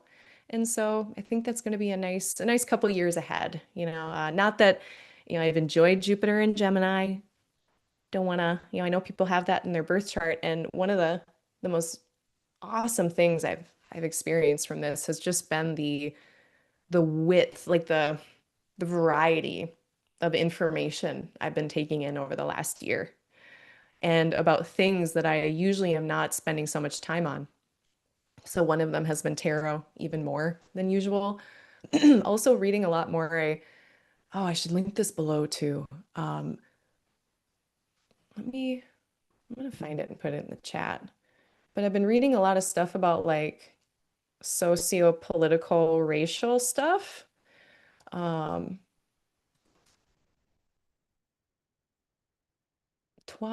Toy Marie, they've got this thing called the Deepening, and they are a teacher. I'll put it in here, and they send you, it's like 52 weeks. You can sign up for it, and every week they send you a journal article or some kind of essay on like it's basically like humanities, socio-political, economic, racial injustice topics. And it's like all of the things I should have learned in high school and college that I didn't and more. So that's been a very Jupiter and Gemini thing, is just me taking in just a lot to the point where I've had to make intentional, like take a break just to let it stew and sit. So I'll link that in the notes afterwards, but I did also just put it in the chat. Um, yeah, and the ability to just pollinate and bring so many different things together. Jupiter and Gemini has been amazing for so many things. My brain has grown so much. Like, and also I am so tired. It's been overwhelming. So I don't know. People who have this in their birth chart, I mean, maybe that's everyone who's on Jeopardy, you know? Maybe that's everyone who's like on game shows and killing at the trivia. I don't know, but I'm kind of interested to see if the pace will chill out a bit when Jupiter gets into Cancer. Oh, is there any other things I need to say about Jupiter and Cancer? Oh, there is. Um, so every time now that we have moons in Sagittarius or Pisces, we're going to have a mutual reception with Jupiter in Cancer. And so a lot of my electional work is probably going to be trying to pick Sagittarius and Pisces moons, if I can, if I'm allowed. So that is an interesting thing, mutual reception territory between Jupiter and their Jupiter ruled signs when the moon is there. Yeah, I think that's the most of it with Jupiter and Cancer. Oh, last thing, last thing. Um, the idea that the moon is a ruler of Cancer, and so any planets in Cancer are ruled by the moon. And the moon changes sign every 2.5 days. And this is something I talked about when we had Mars in Cancer, because trying to navigate that impulse, our energy, when that is the ruler of that energy is being changed every 2.5 days. That was kind of a trip. You got to kind of let things ebb and flow and be cyclical and consistent in its inconsistency. Uh, that's something that is going to be, I mean, this is pertinent to any planet in Cancer, but this is what my thoughts were when Mars was in Cancer. Now with Jupiter coming into Cancer, we have to understand that every 2.5 days, the intel that Jupiter's getting is changing. So when it comes to understanding, doing Jupiter things, which is learning, understanding, goodwill, um, aspirations, anything you're like inspired about or hopeful about, friends and groups, all of that is very Jupiter. Like you might have to wait 2.5 days at a time. If you're feeling a certain way and you're not sure about it, wait 2.5 days. If that understanding feels a little funky, wait 2.5 days. If you're not sure if, about like a act of generosity, or if you're not sure about an act of goodwill, like should I be reaching out to this person or should I be, giving in this way? Wait 2.5 days. The moon being in a different sign might give you different information before you do that Jupiter thing. Uh, and with like things like Jupiter's generosity, sustainability is so important. So I also am not sure, I've not been around here long enough to be watching 12 years ago when Jupiter was in here the last time. But if there's too much generosity, that can look like feeling resentful after a generous act. And that's kind of, it's not telling you that you're bad or that there's anything wrong with you, but it can mean that you push too hard too fast with the generosity button. And that at this time, maybe your capacity for generosity needs to grow a little bit more before that level of generosity is comfortable. No judgment on you, but Jupiter in Cancer is going to be very effective at being generous. So is it sustainable? That's the secondary question. And bringing it back to the moon's quick transit around all the time, we're going to be getting new information about Jupiter every 2.5 days. So that's something we're going to have to remember again and again and again. But we have a whole year to practice with it. I think those are my Jupiter and Cancer points. Thank you for the questions in the chat.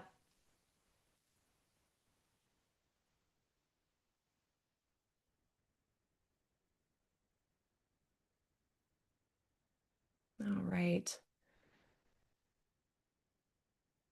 Yeah. Oh, you know what? I do this. I'm like, this is what my mom is like when I try to get off the phone with her. She calls it, oh, I forgot this. And then she calls me back, I forgot this. Okay, Jupiter and Cancer. Another last thing. Oh, and now did it already leave me? Did it already leave me? Shoot, what was it? Uh, oh, I don't remember. Will it come back?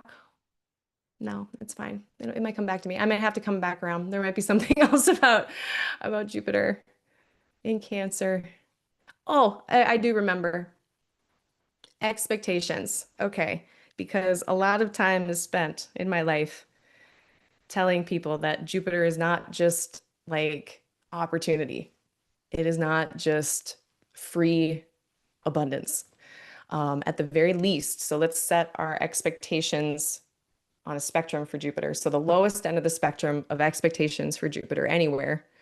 So the first thing that they like to do is stabilize stuff. They will stabilize things that are not going well. So if you come into a time where your Cancer stuff is not going well, Jupiter will come in and stabilize it, or liberate you from difficulty. And liberation from a difficult circumstance can often be difficult and uncomfortable, and it doesn't feel like Jupiter, even though Jupiter is liberation. The path to that is difficult. Um, Jupiter in terms of like expecting something to feel helpful or good, but then all you're coming up with is just stability. That can kind of feel like a neutral non-response or non-effect, but it is one. It's just not as sexy. So if you're noticing just stability or like the absence of problems, sometimes that's Jupiter. It's like it's not that anything amazing happened, but nothing really bad happened. And Jupiter can be protective that way. Now, especially Jupiter going through places like Gemini and Virgo and Capricorn, we have to set our expectations lower for Jupiter. At the same time, they can bring opportunity, abundance, expansion, growth, all these other more favorable and exciting and sexier things that are more progressive or whatever. That Jupiter can do that too. And then a secret third thing, they can bring you opportunities that you're not ready for, which is so annoying. So, you know, in Jupiter and Gemini, I mean, so many opportunities, but like a lot of them didn't make sense for what I do. A lot of them didn't make sense for what they needed. Like a lot of opportunities did not land in Gemini. There were opportunities, but they did not land. So, all to say, let's give Jupiter a little bit wider of a possible presentation outside of just like making everything perfect. Uh, I'll take one egg out of the Jupiter basket. Um, that's my last thing. Okay, let's move on. Let's move on to the second half of the month here. Um, on the 10th, we are going to have Chiron and Mars connecting. And so that question of is it helping or is it hurting? Is it healing or is it hurting? And if it's hurting, do I have supportive people to express that to? And that's what leads us into a full moon.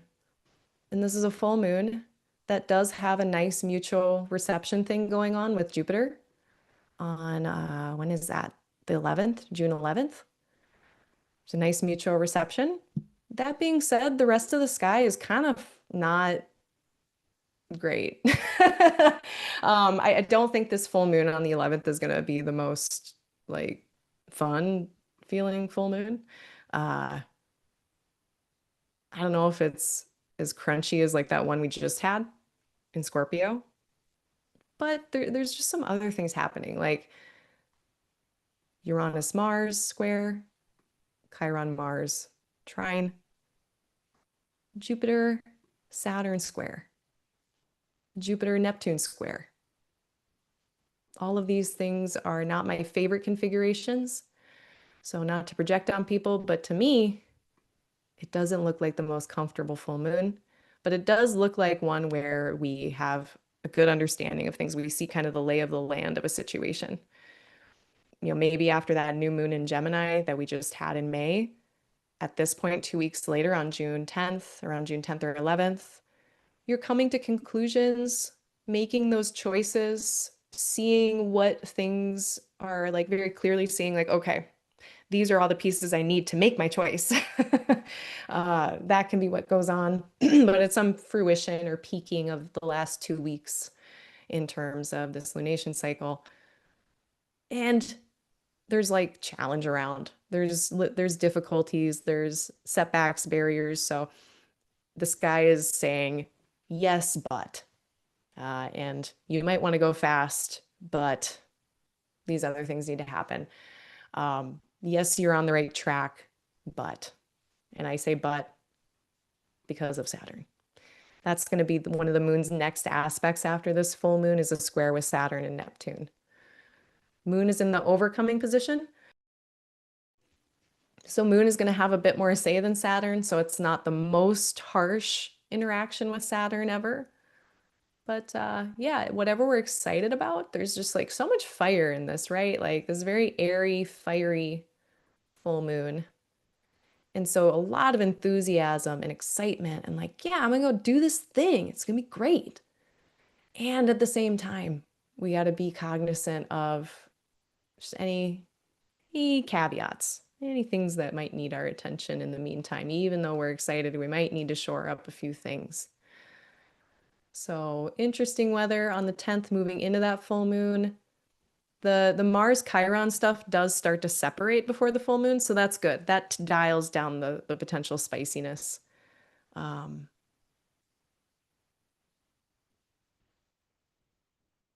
and Mercury is doing a phasis.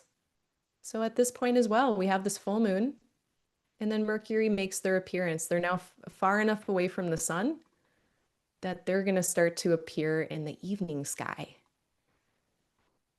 So all of the maybe things that we've been thinking now going to be more said, or maybe the things we've been planning now second half of June, much more carrying it out and seeing that happen more apparently.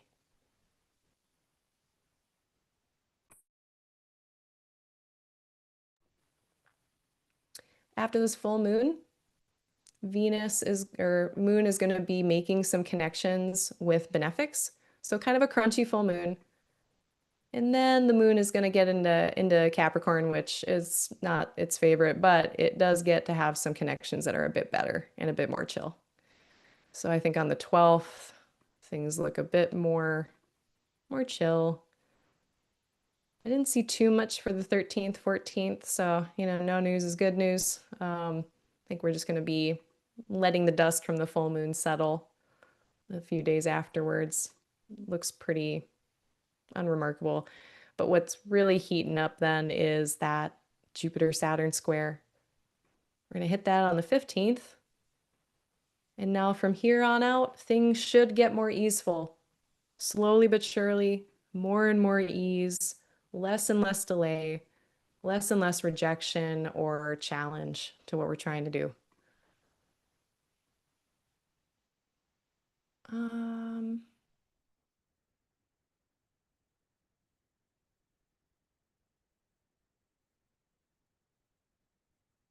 there is another T square.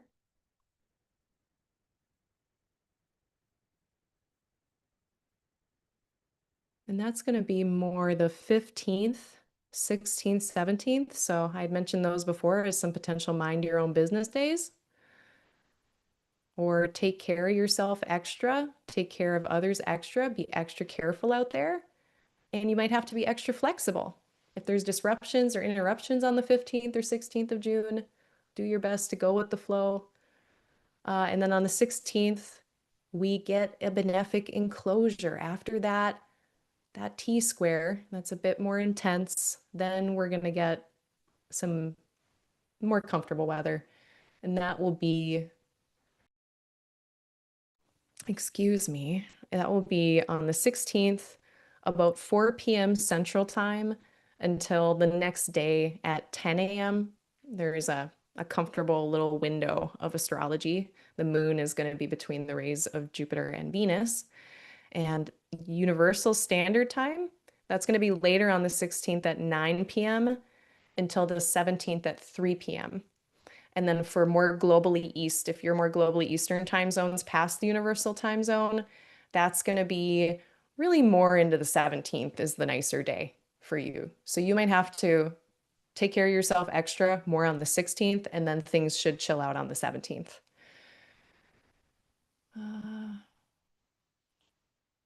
Then Mars is entering Virgo. And as soon as they do, they're going to extra get away from the square with Uranus. So if there has been disruptions or interruptions at the middle of June, now we're going to be more on the other side of them after the 17th and 18th. Mars, who has been in a fiery, expressive, outward facing sign, is now going into more of an inward facing, quieter, slower sign. They're going to still be getting some nice inputs from Venus and Jupiter. So all of that stabilizing energy is coming down to Mars. And so I think they're going to be very constructive in Virgo. I think they're going to be really helpful in a lot of ways. They're not in a direct aspect with Saturn. So they're really not as held back in a lot of ways either. similar to being in a trine. They're just not as held back by Saturn. So I think Mars is going to be able to do a lot of nice work for us in Virgo. Uh, they're going to get a nice sextile from Jupiter and from Sun.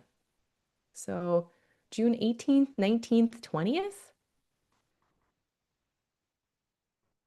Let's just say like June 18th through the 25th.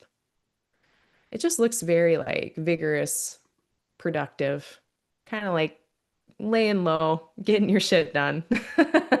That's kind of the vibe of Sun Jupiter sextile a Virgo or a Virgo Mars. Mercury can see them. Mars can and Mercury can connect until the 26th of June. So, then especially till the 26th of June, Mars is going to be kicking butt in Virgo. They're going to be getting a lot of good advice from Mercury, who can see them. They're going to be getting a lot of stabilizing energy from planets like Venus and Jupiter. So, yeah, all to say, especially till the 26th, extremely functional. And on the 18th, Moon does apply to a square with Saturn. Going back here a bit. 18th. Yeah, so maybe not a day to hand in the application that you did earlier in the month. Don't do it the 18th. The moon is moving into the Lord of rejection. Could be a bit of a slow day on the 18th. It'll speed up the next day. We're going to get moon into Aries. And we're going to get the sun on the 22nd entering into Cancer. Was there anything in between there? Did I have that wrong on my dates of interest? Hold on. Sorry, I think I found a typo.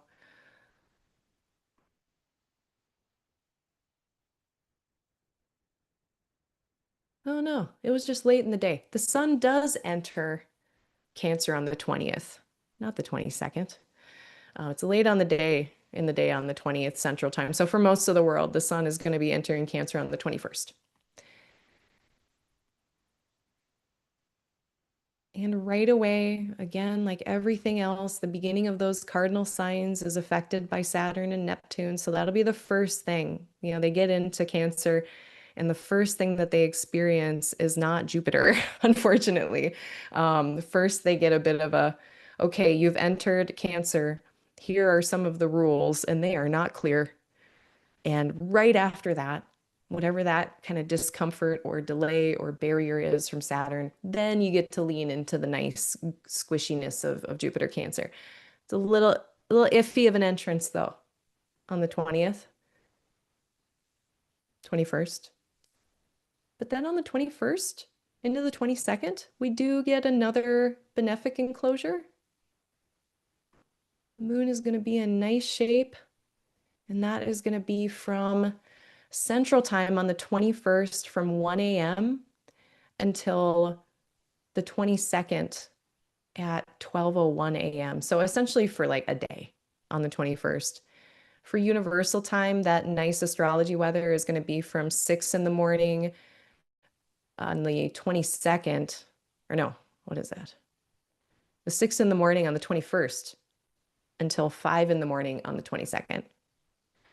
And then if you are further eastern globally in the time zones, further east than Universal Time, then this nice day is going to be much more on the 22nd. So the morning, afternoon of the 22nd.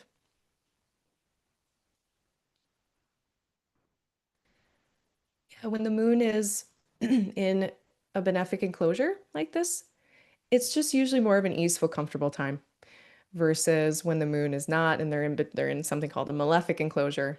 The moon is in between the rays of Saturn and Mars. That's less comfortable. It's less easeful. Sometimes we're just doing something difficult, like going to the gym. Sometimes it's like not cool stuff going down. We have the good version of that on the 21st and 22nd, where the moon is stabilized, more easeful, more comfortable, less difficult things happening. Or if there are difficult things happening, it's a moment of rest or reprieve during these lunar benefic enclosures.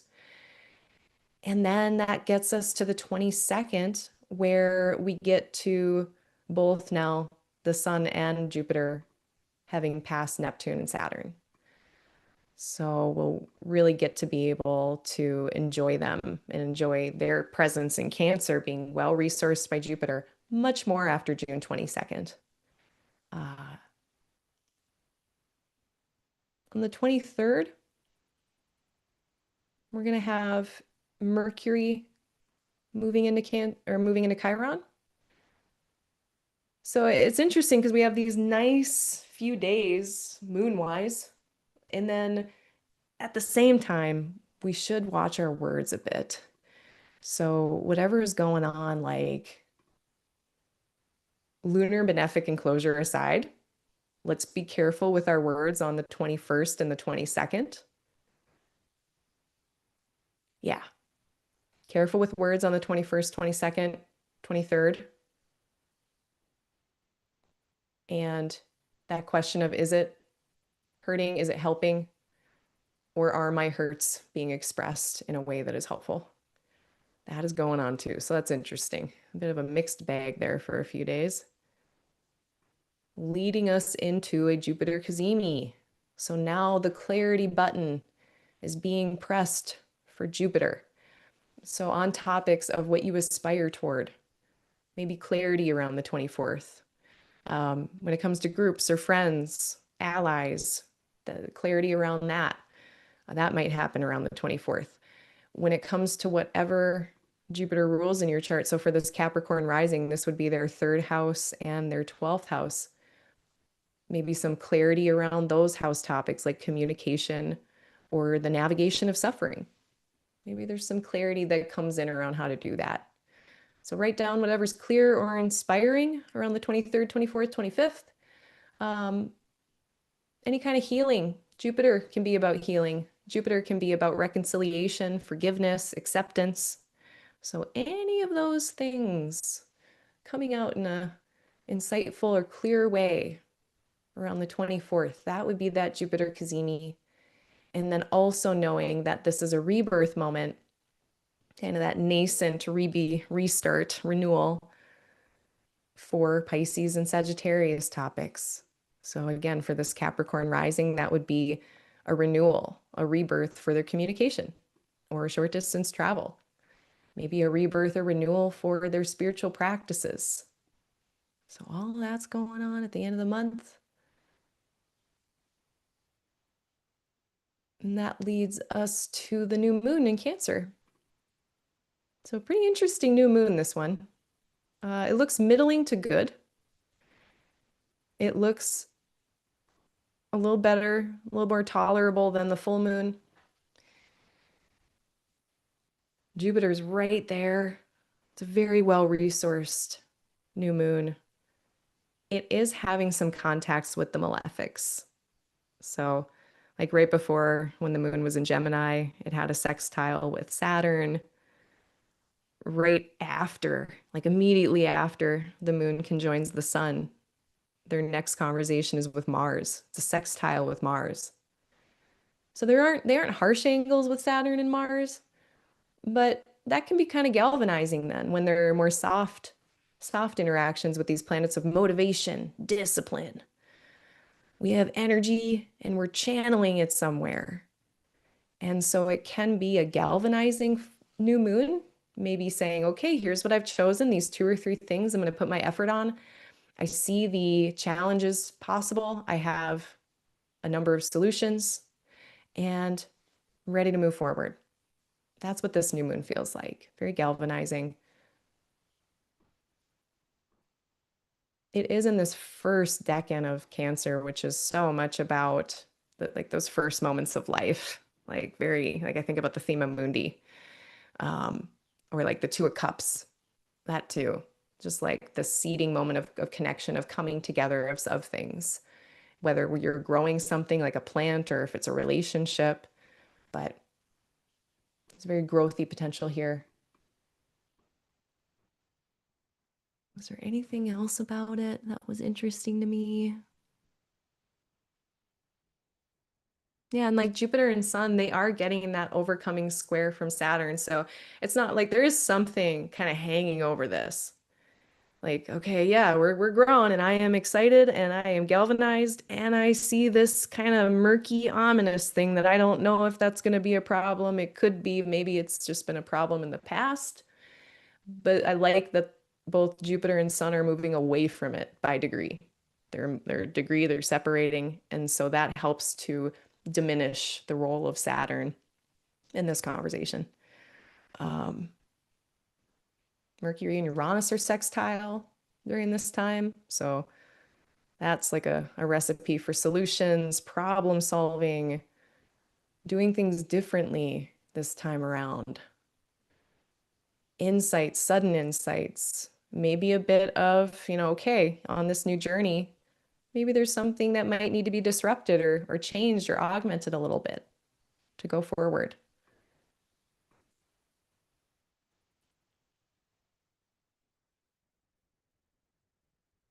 Yep, middling to good new moon. I kind of dig it. I'm not scared about this Saturn-Neptune stuff, but it is there. Let me see if there's any questions on that, and then we're gonna roll through the last handful of days of the month with there is stuff happening.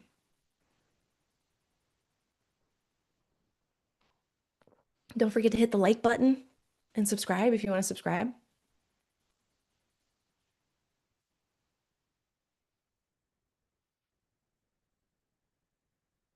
Oh, lunar returns in Cancer when Jupiter is in there. That's awesome. I am very excited for you for that. Ah, that's so cool.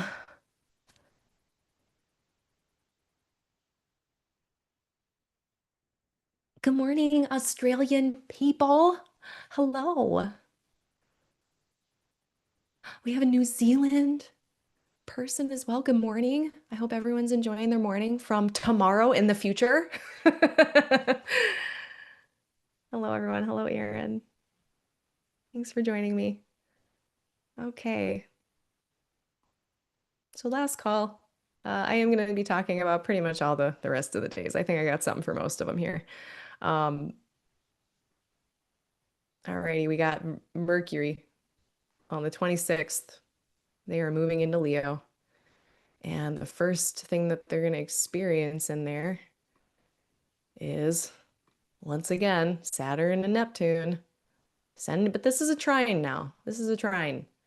So this feels like imagination, like planning and thinking, but now with more imagination, passion, vision, how to build something that we're imagining in a more harmonious way, expressing what your plans are, talking about it, envisioning it with someone else.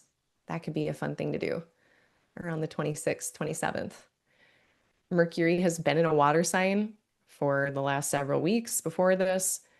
Coming into a fire sign after being in water can be kind of refreshing, a bit more energy to the mind, to the thoughts, to the words in some ways. Not to say that, if you have natal Cancer Mercury, you're fine. But on a practical day-to-day lived experience, it can feel a bit more faster, just a bit more fiery in Leo.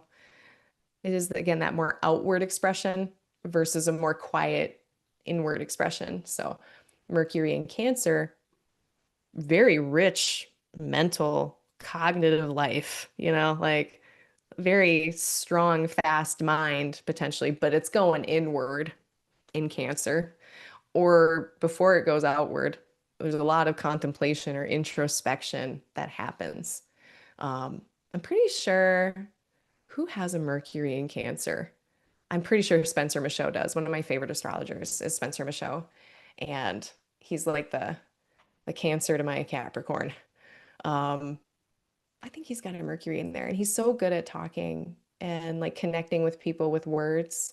And I know that he has a very like strong introspective practice. Yeah, most astrologers do. So yeah, Earth and water Mercury are both like that. Fire and air Mercury, there's less internal nature of things. It's more coming out and being shared more quickly. There's less of that internal stuff that is going to go on as much. So definitely a vibe shift around June 26th and 27th. The moon is right there to plug in with it. So, looks like a nice couple days. I didn't have too many notes on it. Uh, oh, you know what? No, I did miss something. Pluto opposition. Now, Mercury in hard aspect with Pluto. Things might still be light, fun, carefree, expressive, but there is a chance of getting kind of fixated or stuck on things. Getting really focused on something for better or for worse. It can be really helpful for a project and getting stuff done. It's less helpful when you need to remember to eat snacks. So I would say we're on snack alert and hydration alert from June 16th to June 29th. Make sure that you're remembering. I'm going to put a note in my calendar to remember to take care of myself and not get too focused on something. Um, Noticing habit patterns, noticing things that have power over us, speaking to that. It's like Mercury is over here seeing Pluto. Mercury's like, Pluto, what are you doing over there? There's some power dynamics going on. Are there some power differentials that are being abused over there, Pluto? And Mercury and Leo, they're just they're gonna say something about it, or they're gonna write something about it, or think something about it. So if any of that's coming on, like June 26th, 27th, 28th, just make sure whatever's going on in your circumstances to the best of your ability, um, empower yourself, empower others, help other people feel empowered. If there are power differentials or power dynamics going on, making sure that there's consent, like very clear consent in situations.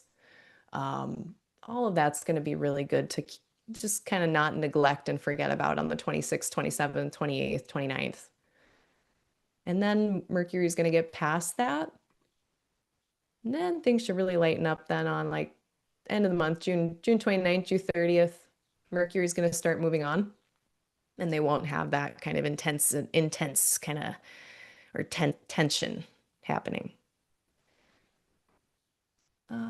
Again, so many of these planets in like Cancer, Leo, Virgo, they're getting this sextile trine square, whatever it is from Venus. So there's still, again, there's a lot of stability in the sky. So even when there are some of these more difficult aspects or crunchy things happening in the sky, overall, June is pretty stable. It's pretty supportive overall. There's a lunar benefic enclosure on the 28th. Now, to be clear, I did not include every single lunar benefic or malefic enclosure for the month. I only included the ones that are the longest. So like if they lasted for 3 hours, like I'm not reporting on it. If they lasted longer, or if like the malefic enclosures of the moon are like sextiles and trines, I'm probably not reporting on it. If it's like squares, moving into a square, moving into an opposition or something, I am going to report on it. So that's kind of how I vet out the different enclosures and whether or not to share them. This is one, our last one of the month that I noticed. Lunar benefic enclosure. So now a nice little patch of astrology weather, more easeful, more comfortable, context dependent, of course. Central Time on the 28th from 7:30 p.m. until the 29th at 3 p.m. So it lasts, it's like a whole day. Yeah. All the evening through the next morning into the afternoon. If you're in universal time, this nice patch of astrology weather happens on the wee hours on the 29th at 12:30 a.m. universal time until 8 p.m. on the 29th. So really effectively on the 29th for the rest of the world is the nice day. And then on the 29th, 30th, we get that last kind of a light, medium, mind your own business day. Um, and that was the moon moving through this square. So the 29th, there's a benefic enclosure. Where is that funky part? Hold on a second. There's a benefic enclosure. Yeah, it must be right after. Yeah, because they hit Venus, then Jupiter. Oh, that's protective. So the moon is going to be on the 28th into the 29th. The moon's going to be getting an overcoming square from Uranus, which can usually be kind of destabilizing. Um, this can be like hiccups, bumps in the road, misunderstandings, missed things. It can just be unstable and interruptive. But during this, the moon is also protected by the beams of the benefics, Venus and Jupiter. So I'm not actually that worried about this one.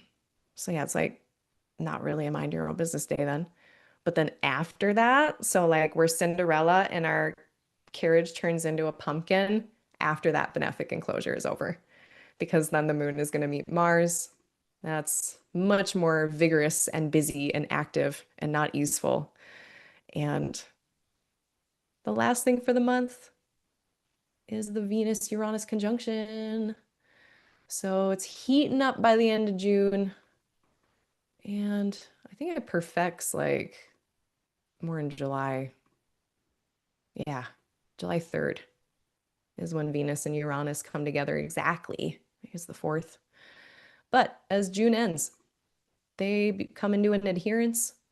So Venus with Uranus, these are times of maybe if your relationships, so like relationship stuff with Venus, if they're going great, sometimes Uranus can just be like an interruption in your usually scheduled programming. So like if you have a routine with your loved one, if like one of you goes to summer camp and you don't see them for a week, or like when I do a meditation retreat for the weekend and I don't see my partner, that's kind of a boring version of this. It can also be needing more space or just having more space because people are doing things and just not around each other. Sometimes it's interruptions. It's like we are trying to go to the bakery and they don't have our favorite baked good, or, interruptions to the yum yums, interruptions to your usual comfortable things. That could be going on as June ends and July begins. Doing things differently with yum yums, doing things differently with just anything that is pleasurable, whether it's food, music, fabric, just doing things differently, doing art, beauty, style differently, trying the fun statement necklace, that would be a perfect Taurus thing, like necklace or like earrings that like hang down to your neck, like just like anything like fun and different. That would be very this, Venus and Uranus and Taurus. Um, Doing things differently in relationship, trying things different, spicing up the bedroom, as they say. Great weather for Venus, Uranus, and just doing things differently. Um, Weird art, weird yum yums. Yeah, there can be good things, neutral things, difficult things. It's a common, and it is interesting too because Venus is so powerful here. They're so in their own sign and just very stable and dealing with this instigator of instability, Uranus. And if I am not mistaken, I think, is this our last conjunction of them? Are they coming back around ever again? I don't think so. Oh, maybe we got one more.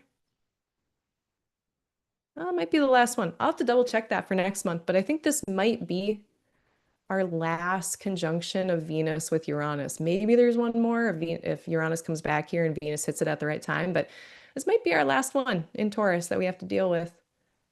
It is right over, well, not right over, but pretty close to Algol. It's getting a little away from the fixed star Algol, which can add a note of challenge to things, to put it shortly. Um, it's not as on top of that, but if any of these themes of like if I can think of a difficult example that this could be, like Taurus, sometimes what happens in Taurus is things get squashed down, things get crammed down, they get shoved under a rug, they get hidden, they get not dealt with because we're trying to keep the peace.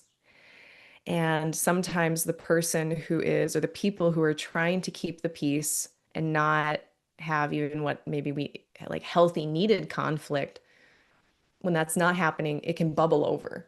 And I think sometimes we put a lot of that kind of response of like things bubbling over or reaching a boiling point or like a volcano, like all this pressure and then exploding. I think a lot of time we put that with Scorpio. Taurus can do it too. Taurus can totally do that whole like, I'm just not going to worry about it forever and then I'm going to freak out about it because I didn't deal with it. Um, that could happen. I don't think it's as likely because the rest of the sky is just so dang nice.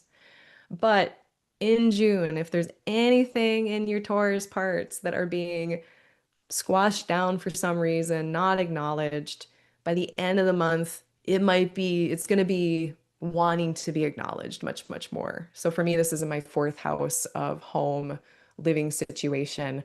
I'm kind of worried about the quality of the water in my city. And I've been thinking about getting a filter system from the water in my home, but I've been ignoring it. And maybe they'll like do something to make it worse. It's been happening around, like things are changing with the EPA. Uh, yeah, just don't ignore stuff this month. Let things have their outlets. Find supportive audiences for your pain. It's so important that we express our pain and try to do things differently and get support. It is not always possible. Like some people are very unsupported out there. So when I say that, I don't mean it like, oh, just find your friends and share, because some people don't have really close, safe people they can share with.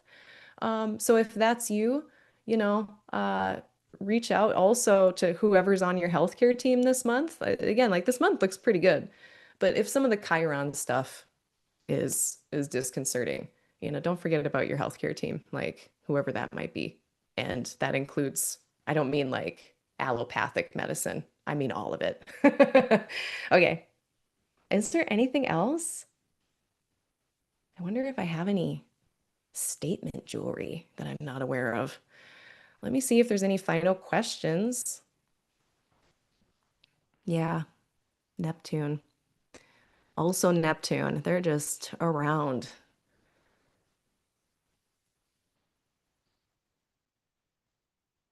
All right, couple questions here. Transiting Saturn in the seventh house in Aries. It's not going to be easy, even if it means relationship goes to next stage, deeper stage of commitment. Can such Saturn ever be felt not intense frustration? Oh yeah, Saturn can be not intense frustration. Saturn can be so many things. They can be what endures. They can be that slow and steady delayed gratification that leads you to some satisfying or successful thing that you've put a lot of work into over time. Saturn is commitment. We get much more of these constructive building Saturn type connotations with the day chart. So especially if you were born with the sun above the horizon, you can say, all right, yeah, we're leveling up the commitment. There's more structure, more responsibility. I mean, think about when people have kids or start a business together, then it's like you need to be that much more structured and responsible in keeping your relationship healthy as well. So all of that stuff can be Saturnian and not necessarily frustrating. Although I do think, to be fair, Saturn and Aries itself will have a bit of that just with the pacing of things, especially if you're a day chart. And let's say you're not, let's say you're a night baby. Saturn can still do some of those constructive things, especially if your birth chart is set up for it. Great question.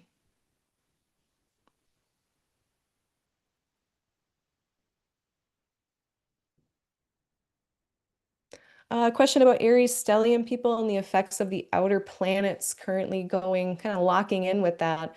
I mean, yeah, so anyone who has planets in Gemini, Aries, or Aquarius, the outers, Pluto, Neptune, Uranus, well, Uranus really soon, they are bringing all of that configuration and what that is, which I mean, more refer to Chris Brennan's work, I think, around all of his episodes about like Pluto and Neptune and stuff over the last year. Check all that out in Uranus. But yeah, it's bringing it to your doorstep and to those life topics. So if there's rapid change, let's just say rapid change, because they are moving into some of these faster paced signs too, like these fire and air signs. Um, Look at the parts of your chart where there might be that big shift or those big changes coming in slowly over time. That's real. You were correct to think about that.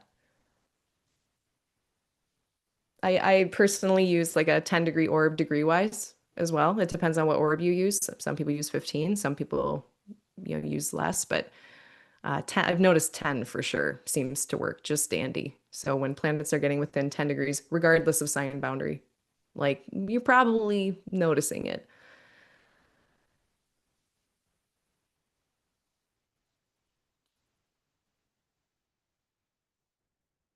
Yeah, Chris said it very well. The Saturn and Neptune and all those changes, like learning and prioritizing my limited resources, time, energy, money, like really learning how to prioritize that stuff. Yes, yes. Saturn, I mean, Saturn in general wants to build something, construct something. With Neptune there, it's like you're trying to build a sandcastle and the water keeps like sweeping it away. So, for the next year, it's going to be like that. Maybe even the next year and a half, 2 years. So we're gonna, if you are noticing that, like, it's just you're going to work harder to make the gains. It's not going to be like this forever. It doesn't mean that you're on the wrong path or doing it wrong, but yeah, that's real. Uh, Neptune, especially if you're a Capricorn or Aquarius rising, and Saturn is your chart ruler. I've been noticing uh, sleepiness, confusion, more than my normal.